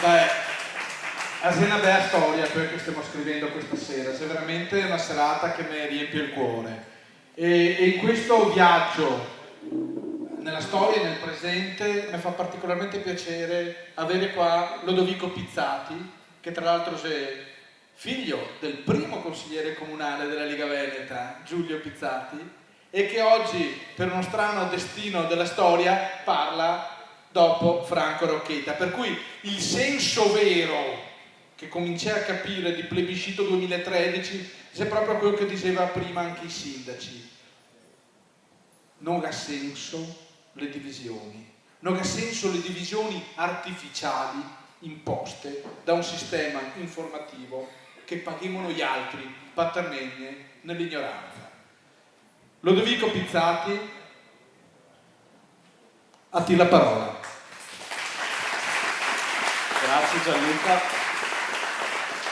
Sì, siamo partiti con l'idea del referendum come un atto di democrazia, però è un atto di democrazia che vogliamo fare perché vogliamo raggiungere il sì, quindi vogliamo l'indipendenza. E penso che molti di noi per diverse ragioni si sono convinti della soluzione indipendentista a questo schifo prima o poi. Come ha accennato Gianni, io l'ho avuta sin da bambino perché ho avuto magari la Liga Veneta in casa perché avevo 6-7 anni, quindi sono cresciuto con queste motivazioni anche identitarie, motivazioni storiche di chi siamo noi veneti come popolo. Però abbiamo sentito anche altre ragioni. Sicuramente il sindaco Loris Mazzato l'ha detto in maniera eccellente, cioè ha trasmesso le difficoltà di un'amministrazione locale che sono in realtà il riassunto delle difficoltà dei propri cittadini, dei cittadini veneti che vivono questo grosso peso. Quindi partiamo da un coso di identità e arriviamo anche a una ragione economica di sopravvivenza. Io voglio anche raccontare quando mi è partita a me proprio la convinzione di dovermi dedicare quasi a tempo pieno per l'indipendenza, ed è avvenuta a metà strada dai primi anni '80, quando ho conosciuto insomma il percorso, l'idea identitaria veneta e i giorni nostri di estrema crisi.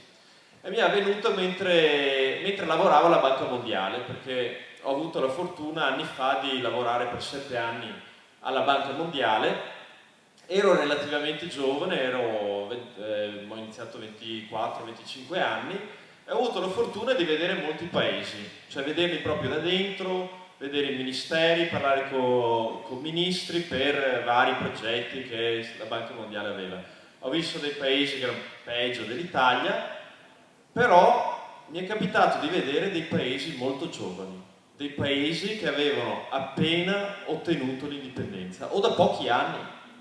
Quindi io mi sono trovato, tanto per riassumere con degli esempi quasi simbolici, senza andare nel dettaglio, mi sono trovato in paesi baltici tipo la Lituania, la Lettonia, giovanissimo membro della squadra della Banca Mondiale, tutti i quarantenni, io ero il boccia di 27-28 anni, non mi ricordo. Entriamo a parlare col ministro delle finanze, aveva 26 anni, era più giovane di me. Ho detto, sarà un caso, sarà un prodigio.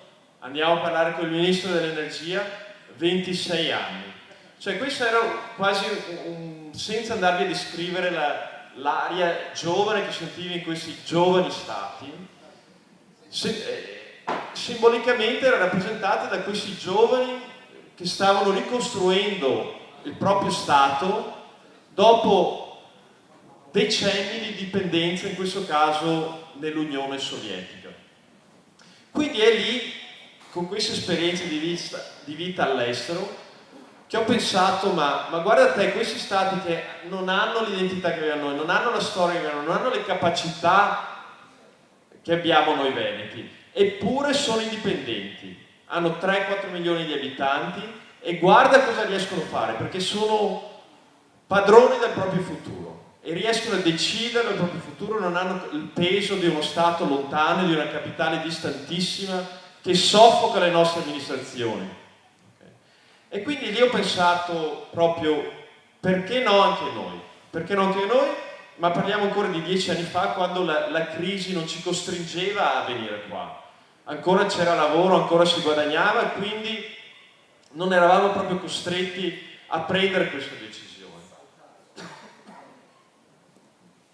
Però questi erano segnali che magari ho visto 10 anni prima, quando ancora qua non c'era crisi, si andava. Però era l'inizio della fine dello Stato italiano, perché questi stati giovani, dinamici, subentravano durante il periodo di globalizzazione, il periodo di competizione economica. Ma la competizione economica della globalizzazione non avviene solo per le imprese che devono competere con l'impresa in Romania, in Cina, in India.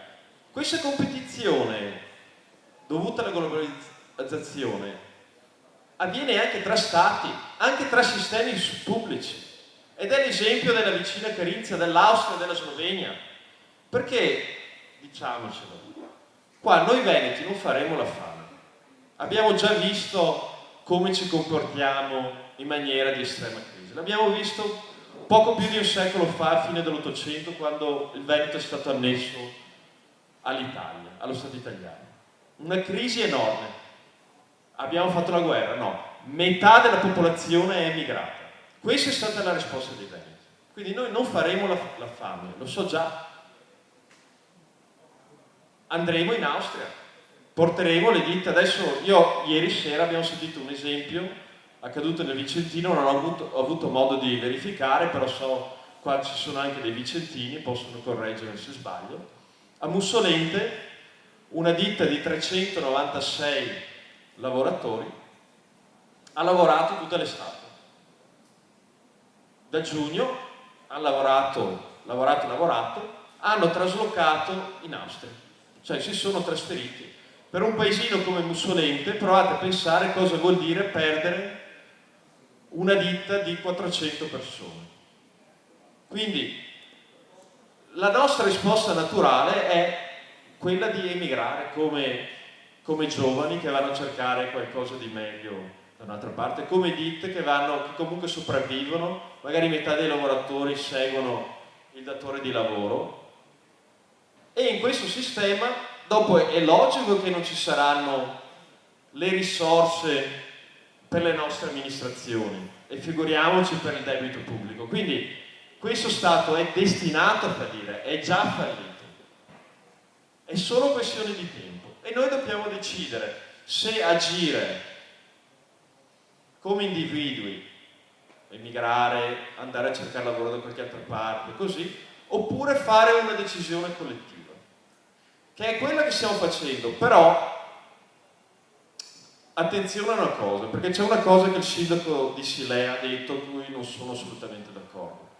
Ha detto che, cioè, in parte ha cercato di concentrarsi su un problema ancora più ampio quando si parlava degli stipendi dei parlamentari, perché spiegava che lo spreco va ben oltre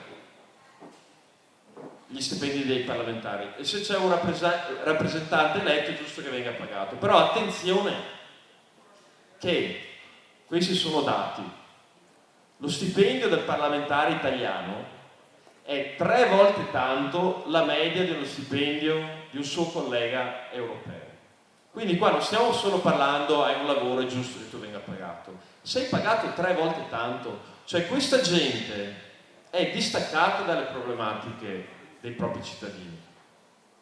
Ecco, totalmente fuori in un altro pianeta.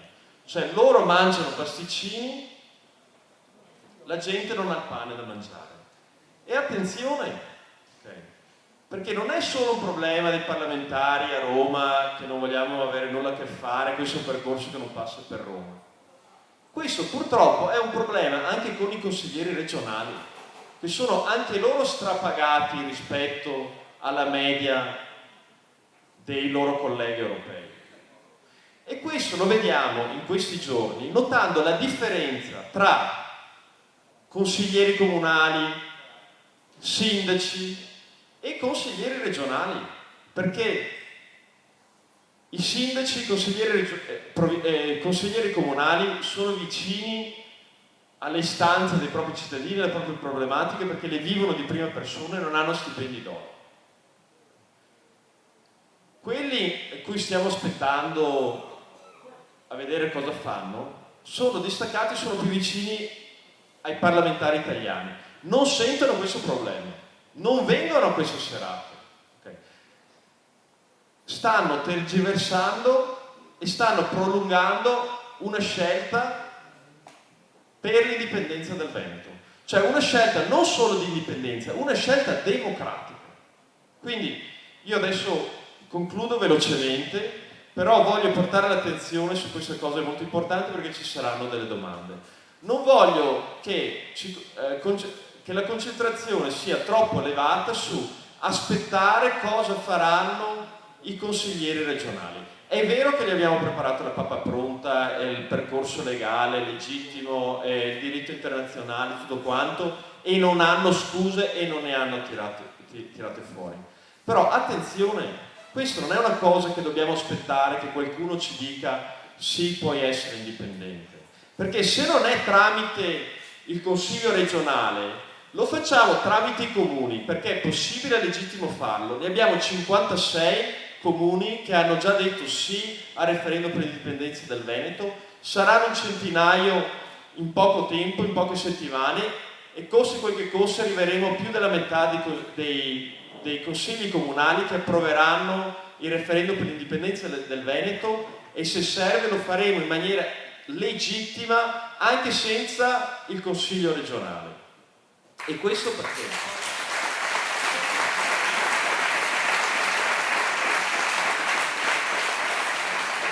E questa è solo questione di mentalità.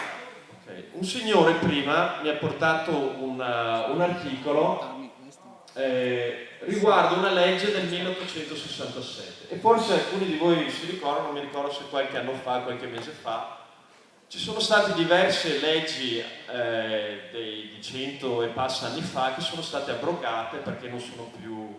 E c'era una legge del 1867 che ufficializzava l'annessione del Veneto all'Italia. E Calderoli, tra le varie leggi che ha cercato di ripulire, ha abrogato anche quella. Quindi la domanda del signore era: ma se è stata abrogata quella legge che annetteva il Veneto all'Italia, perché dobbiamo fare il plebiscito, dobbiamo fare il referendum e fare queste cose qua? Non è già un dato di fatto. Però questo è il nocciolo della questione. Okay. Noi non dobbiamo aspettare che Calderoli faccia un'azione del genere per diventare indipendenti, non dobbiamo aspettare l'Europa, le Nazioni Unite che ci dica che noi possiamo essere indipendenti, non dobbiamo neanche aspettare il Consiglio regionale, perché se devo aspettare qualcuno che mi dica tu puoi alzarti in piedi, io faccio un'azione indipendente, se eseguo l'ordine di qualcun altro, se Gianluca dice puoi alzarti in piedi, io mi alzo in piedi, sto facendo un'azione indipendente? No, sto eseguendo un ordine. Per essere indipendenti bisogna farla questa azione, cioè, io mi alzo in piedi, questa è un'azione indipendente, questo è quello che dobbiamo fare, dobbiamo agire e fare l'indipendenza uno a uno, nessuno ci deve dire cosa possiamo fare, dobbiamo farlo.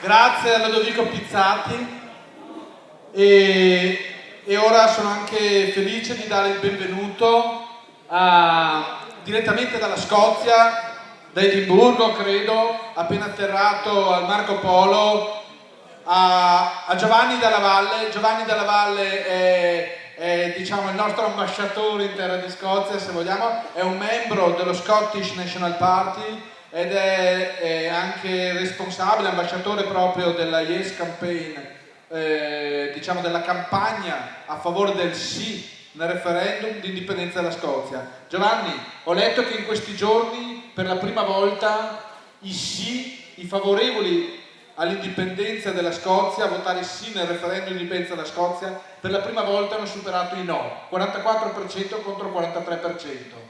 Che atmosfera si vive in Scozia? È un'atmosfera di entusiasmo.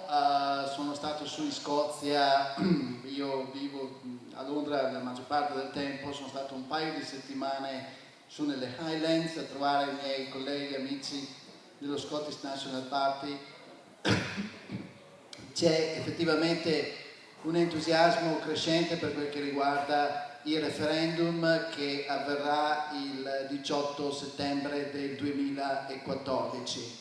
I numeri sono giusti, come ha detto Gianluca, ormai siamo lì sul 5-6%, abbiamo ancora un anno davanti, quindi se andiamo avanti così è molto probabile che l'anno prossimo, fra poco, a quest'ora più o meno, avremo una nuova nazione in Europa.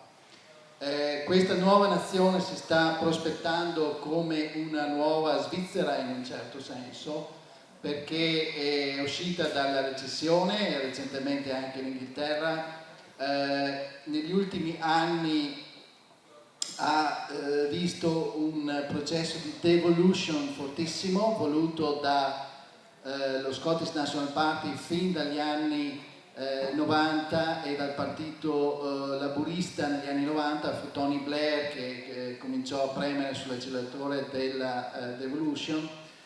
Quando nel 1998 passò lo Scotland Act, si considerò, dopo la vittoria nel referendum per la devolution del 97, dove vinsero il 74% di sì, nel 99 si apre il Parlamento scozzese come primo atto dopo quasi 300 anni dal 1707, e aprono proprio il grande libro e ricominciano da dove avevano lasciato 300 anni prima. Quindi quelli che vi dicono ma l'indipendenza di Venezia è una cosa anacronistica eccetera, beh, allora in Scozia sono 300 anni, che sono ancora 100 anni di più di quelli che abbiamo perso noi con l'occupazione italiana. Poi sono stati devoluti subito molte aree come l'amministrazione, le scuole, l'agricoltura, la giustizia, la pesca e poi anche i trasporti. Il processo dell'indipendenza si è cominciato a parlare circa 10 anni fa.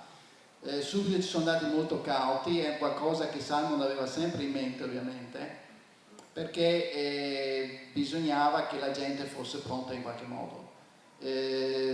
Anche qui è un insegnamento che vorrei riuscire a passare a voi, bisogna premere sull'acceleratore del referendum, ma bisogna anche essere abbastanza pronti nel caso poi si vada effettivamente a un referendum e nel caso la gente voti sì.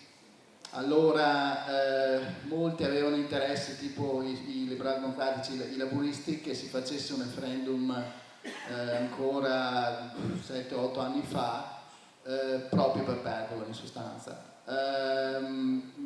Salmond è stato molto furbo, prima ha voluto radicare bene lo Scottish National Party nel territorio, nel 2007 ha avuto la maggioranza relativa e poi allora cosa hanno fatto? Hanno fatto un'opera di consultazione popolare dal basso che si chiama Conversazione Nazionale, National Conversation, che è un qualcosa che dopo molto lavoro e persuasione siamo riusciti in qualche modo a introdurre anche qua recentemente, perché Gianluca è stato uno dei primi e Lodovico è stato uno dei primi a capire l'importanza di questa opera. Cos'è la conversazione nazionale? La conversazione nazionale significa raccogliere il più possibile associazioni civili, ok? Quindi dimenticatevi partiti, sigle, eccetera, si va direttamente alle associazioni civili, hanno raccolto circa 400 associazioni civili, si fanno partire una serie di dibattiti su temi che sono cari ai cittadini, problemi quotidiani, problemi di ogni giorno, pensione, lavoro, scuola, sanità, immigrazione, eccetera, e si raccoglie documentazione. Hanno fatto migliaia di dibattiti dal 2007 al 2009, sia sul territorio che anche online, cioè hanno predisposto dei siti dove la gente poteva interagire ogni giorno e mettere la loro opinione e i loro commenti, ed è qualcosa molto simile a quello che Gianluca sta facendo adesso con il sito di plebiscito, ne abbiamo anche parlato. L'idea è proprio quella, appunto, di cominciare a discutere di tematiche, perché alla fine per ottenere l'indipendenza ci vuole il consenso della gente, per persuadere la gente è inutile andare a parlare, spero che non ci siano degli storici che poi si arrabbiano, della Repubblica di Venezia del 1797, che è una cosa importantissima, sia ben chiaro. Per convincere la gente oggi, nel 2013, bisogna parlare di problemi di oggi, nel 2013, se siete d'accordo.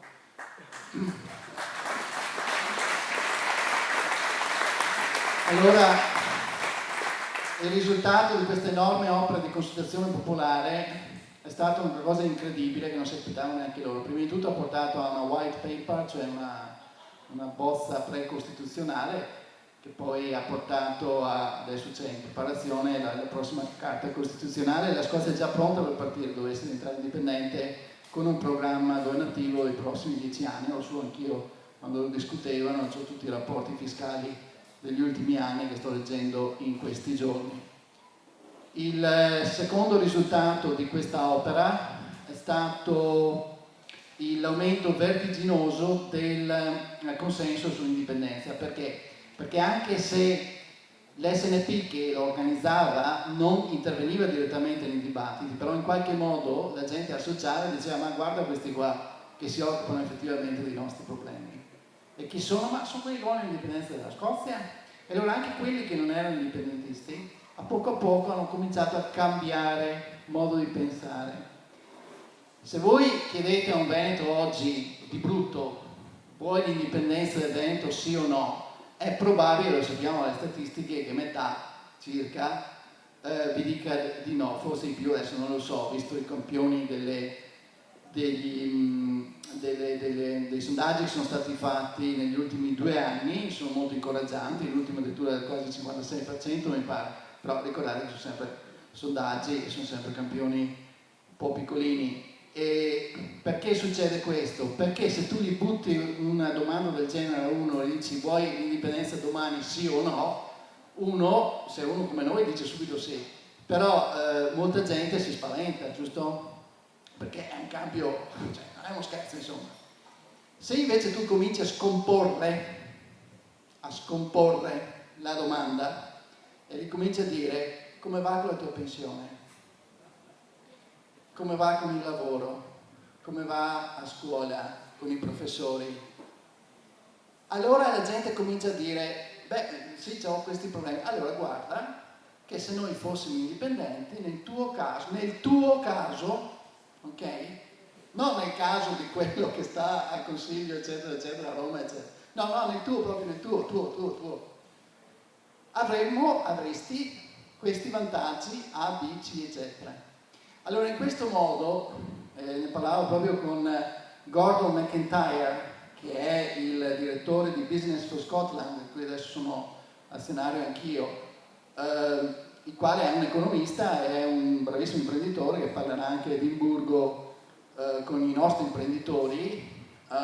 Il 20 di settembre ha organizzato una conferenza per gli imprenditori veneti e scozzesi, avremo anche l'ex ministro dell'impresa e del turismo, perché sono interessati a conoscere i nostri imprenditori e a vedere come si può in qualche modo stabilire delle partnerships fra queste due aree a vocazione indipendentista.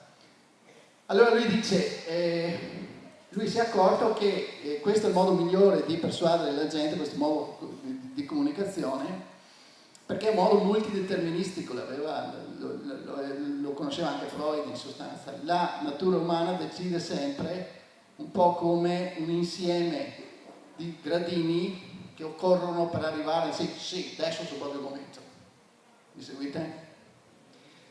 Subito così abrupto è difficile che uno ti dica sì, ma se voi cominciate ad esplorare tutti i problemi di una persona e offrirgli i vantaggi dell'indipendenza per ciascun problema, va bene? La maggior parte delle persone ti dicono di sì. È quello che sta succedendo in Scozia, quindi hanno adottato questo metodo. E poi il terzo risultato della Constituzione nazionale è un qualcosa di importantissimo anche per noi, perché aumenta la coesione fra gli stessi indipendentisti. Voi sapete quanto sono litigiosi, quanto siamo litigiosi noi veneti. Io quando devo descrivere i veneti all'estero mi faccio sempre l'immagine di Asterix e Obelix, no? Perché prima siamo tutti quanti contenti, specialmente quando abbiamo un gol in mano, dopo un sacco di botte, dopo contenti da nuovo, amici come prima. E questo succede in tutti i movimenti indipendentisti. C'è gente che persino stasera mi fa no, non devi andare là perché quelli sono agenti della CIA. E viceversa, immagino, non so, comunque. Allora, parentesi, abbiate pietà. Io sono un referente esterno, vivo in Inghilterra, sono un membro dello Scottish National Party, faccio un sacco di lavoro per gli scozzesi, non mi paga nessuno, mi autofinanzio, sono un medico part-time, ho una clinica di recupero di tossicodipendenza a Londra. Sta a vedere che adesso devo farmi dire da uno dove andare, ma esiste. Allora, queste opere di consultazione popolare aumentano anche proprio la coesione all'interno del movimento, va bene? E questo fu un risultato effettivamente sorprendente. Il risultato nel 2011 il governo Salmond di Alex Salmond prende la maggioranza assoluta, più del 60% dei seggi, erodendo seggi persino del partito laburista, che è sempre stato il partito storico in Scozia da quasi 100 anni, la Scozia è sempre stata molto di sinistra, va bene? Lo Scottish National Party è un partito socialdemocratico, è una sinistra molto soft, diciamo così, e molto liberale dal punto di vista economico. E hanno introdotto questo modello di localismo economico, quello di cui parlerà Gordon, anche quando viene giù adesso, che ne avremo una conferenza anche qua. Cioè, non è una cosa nuova, perché è stata introdotta, è stata sperimentata in vari modi, anche qui dalla Lega, anche con successo dalle amministrazioni leghiste e dalle nostre parti. Questo è un tipo di localismo un po' diverso, nel senso che è proprio più applicato alla piccola e media impresa, c'è un'enorme promozione della piccola e media impresa, del rapporto diretto con il consumatore. E io adesso sto lavorando con Gordon perché io vorrei metterci anche un rapporto diretto con il credito, con le banche, okay? Banche più da territorio e basta queste storie tipo Goldman Sachs, eccetera, di questi giganti che ci stanno in qualche modo standardizzando non solo dal punto di vista economico ma anche dal punto di vista etico ormai.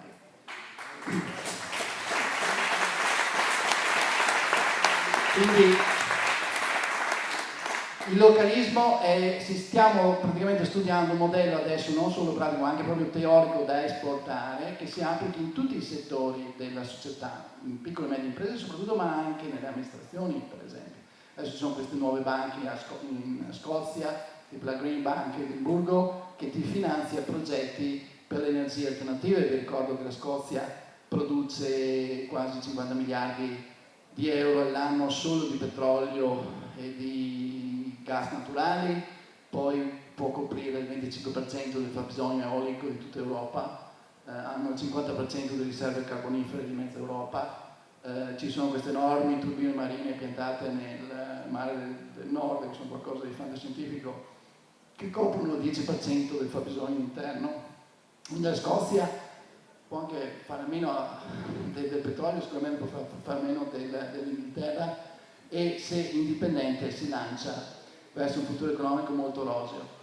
A causa del localismo, grazie al localismo, lo scoppio della bolla speculativa del 2007 è stato un po' attenuato, nel senso che proprio perché ci sono tutte queste piccole e medie imprese, specie salmone, whisky, tessile, eccetera, strumenti di precisione, un po' come Vicenza, per quelle cosine lì, hanno sofferto un po' meno da quel punto di vista e sono usciti un pochino prima dalla recessione. C'è stato un incremento del 9% dell'apertura di partite IVA, si chiama VAT, negli ultimi 2-3 anni c'è stato un incremento del 16% dell'apertura di piccole e medie imprese. Questi sono dati molto belli, specialmente per realtà come questi. Ho molto spesso sulla mia scrivania i dati da Banca di Commercio, delle Camere di Commercio Venete, che ovviamente sono in senso completamente opposto a questo punto di vista. Quindi questo è grazie a questo tipo di modello economico. Adesso noi siamo riusciti in qualche modo a creare dei ponti con la Scozia, per cui io continuo ad andare in giro a fare propaganda per questi modelli indipendentisti. Vanno adeguati ovviamente alle realtà venete, che sono diverse, però i principi sono sempre quelli. A Edimburgo il 21 di settembre marceremo di nuovo quest'anno. Sto coordinando la delegazione dei Veneti anche quest'anno. L'anno scorso abbiamo avuto un successo enorme, poi se riusciamo a far partire qualche foto magari vi faccio vedere, se è troppo tardi pazienza, però le potete trovare anche in internet. Ci sono venuti l'anno scorso, c'è venuto Veneto Stato e Raise Venete, quest'anno invece siamo riusciti a coordinare tutti i movimenti, quindi sono rappresentanti di tutti i movimenti che vengono quest'anno e sfidiamo solamente con il gonfalone. Siamo molto apprezzati dagli scozzesi perché conoscono meglio la bandiera di San Marco di quanto la conoscono a Roma, e ci aspettano quindi il 21 di settembre. La sera del 20 di settembre ci sarà questa conferenza molto importante, per cui verranno tutti i nostri partecipanti veneti, ma ci sono anche delegazioni sarde e siciliane che sto aiutando in questo momento, e soprattutto avremo un party anche in quella che io la chiamo la prima ambasciata veneta dopo 200 anni, perché abbiamo allestito un'ambasciata veneta, quindi avremo le nostre bandiere e avremo anche lì l'occasione di simboleggiare il ritorno della Serenissima dopo 200 anni. Quindi vi aspetto tutti, vi aspettiamo, gli scozzesi vi aspettano tutti a Edimburgo il 20 e il 21 di settembre. Grazie. Stai in piedi Giovanni, perché sono per me un'emozione, una commozione consegnarti a nome di tutti i veneti l'effigie dell'ambasciata della Repubblica di Venezia in Scozia. Grazie per tutto ciò che stai facendo.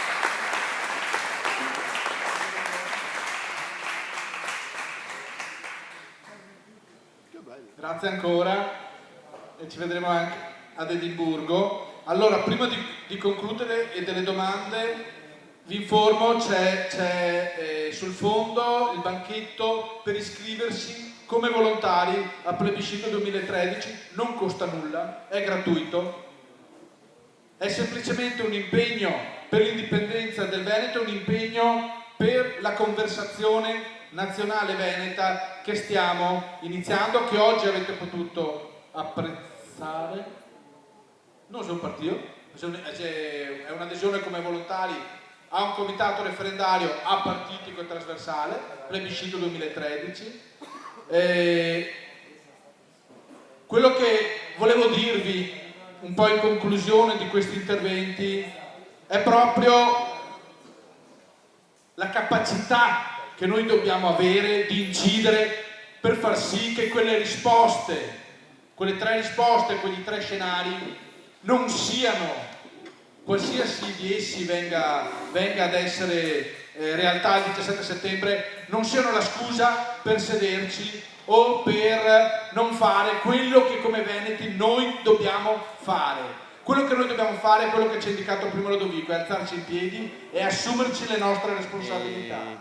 In questo momento noi abbiamo ritenuto fondamentale, esaurita una fase politica, che è la fase politica, se vogliamo, di spinta del progetto legale dell'indipendenza del Veneto all'interno della regione, creare una vera e propria lobby, una vera e propria forza di propulsione che possa permetterci di dialogare con tutta la società veneta. Noi dobbiamo uscire dalla riserva indiana del 2, del 3%, del 4%, di quello che è o di qualsiasi riserva indiana, di qualsiasi partito ne stiamo parlando. Noi dobbiamo parlare con tutti i cittadini veneti. Noi dobbiamo assolutamente creare il ponte verso il futuro che è immediato come esigenza, come urgenza e come priorità, perché qui oggi non c'è nemmeno il presente. Qui oggi in Veneto, come regione italiana, noi non possiamo più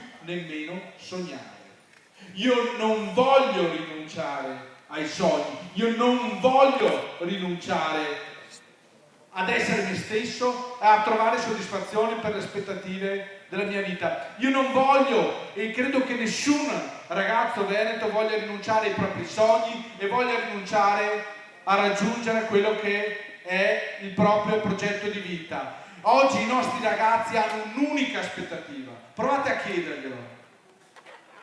Il loro sogno è andare a Sydney, a Londra, a New York, ad Amsterdam, ma non per farsi un'esperienza di vita, ma per emigrare.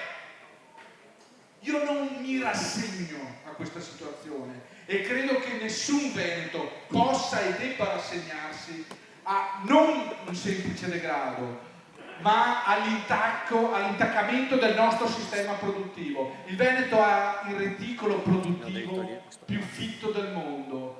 È quello che veniva chiamato il miracolo del nord-est, è semplicemente la traduzione di un qualcosa che ci è proprio. Io ricordo sempre il primo libro di matematica stampato nella storia dell'umanità, è stato stampato proprio qui a Treviso, 1478, l'arte dell'abaco. E guarda caso era un libro di matematica che insegnava l'arte dell'algebra o dell'aritmetica a professionisti, a lavoratori, a persone che ne avevano bisogno per creare progetti di vita, per creare impresa. Questo ci è proprio, è nostro, è la nostra cultura.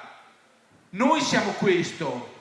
Tu quando ci attaccano e ci vengono a dire che noi siamo egoisti, che noi pensiamo solo all'economia, a parte il fatto che se fosse vero non lasceremo il 90% di quello che produciamo ad altri, ma in ogni caso è un attaccamento che fa parte della nostra cultura, perché per noi, io lo dico sempre, per me penso sia un orgoglio per mio papà e mia mamma che sono qui anche questa sera avere l'orto nella propria casa. L'orto fa parte della nostra cultura, il creare, il rendere effettivo, il rendere concreto il nostro essere veneti, attraverso l'ingegno, attraverso il fare, attraverso il rendere, diciamo, reale e realizzare questi che sono teorie secondo molti e per noi è pratica di vita.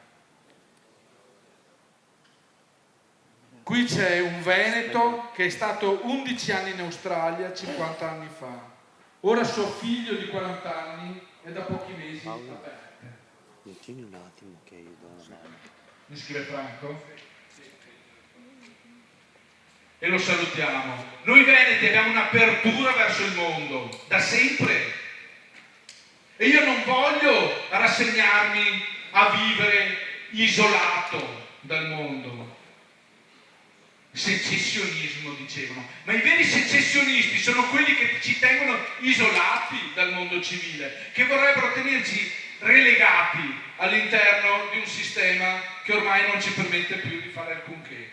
Allora io non voglio rassegnarmi semplicemente a portare avanti delle bandiere e a vedere in sale chiuse osannare un obiettivo, un qualcosa tra persone che la pensano nello stesso modo. Io voglio che i miei concittadini veneti, che non la pensano come me, si prendano le loro responsabilità come noi ce le stiamo prendendo.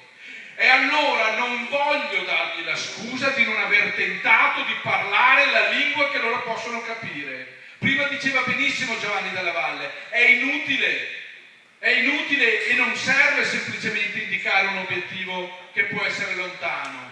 Noi lo dobbiamo rendere concreto e dobbiamo far capire che l'indipendenza del Veneto è semplicemente l'unica cosa naturale, semplice e che ci serve con grande urgenza per avere un futuro.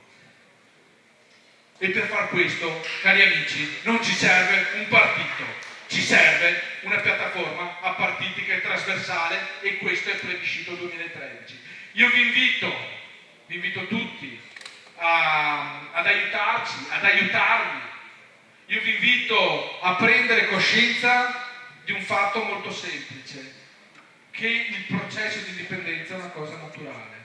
Penso che nessuno si faccia meraviglia del fatto che un giovane donna, una giovane uomo, quando raggiunge la maggiore età, desidera farsi la propria vita, desidera essere indipendente. In Olanda, se a 18, 19, 20 anni tu vivi in casa, ti mandano gli assistenti sociali.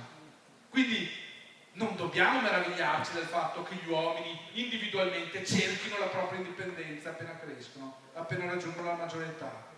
Nessuno di noi si meraviglia del fatto che i popoli di Finlandia, di Austria, di Slovenia decidano del loro destino in modo indipendente. Anzi, ci sorprenderemo del fatto che i popoli di Austria e di Slovenia seguissero gli ordini dei popoli di Germania o di Francia. Quello ci indignerebbe.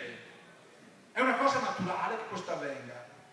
E allora non capisco e non mi voglio rassegnare al fatto che non sia una cosa del tutto naturale che anche per i veneti sia legittimo decidere del proprio destino in modo indipendente. Grazie per essere stati qui. L'ora è tarda e adesso, prima di concludere la fase di interventi, comunque chiedo a chi vuole restare qui di fare delle domande, perché siamo a vostra disposizione per rispondere. Grazie. Fammi sapere come che va la televisione. Visto che è tardi, eventualmente rispondiamo anche a margine qua fuori. No, c'è qualcuno? Eccolo qua.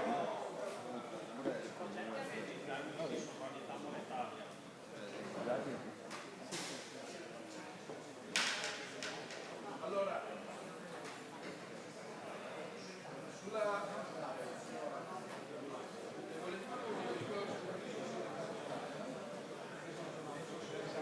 Non è da farlo apposta e basta non fare.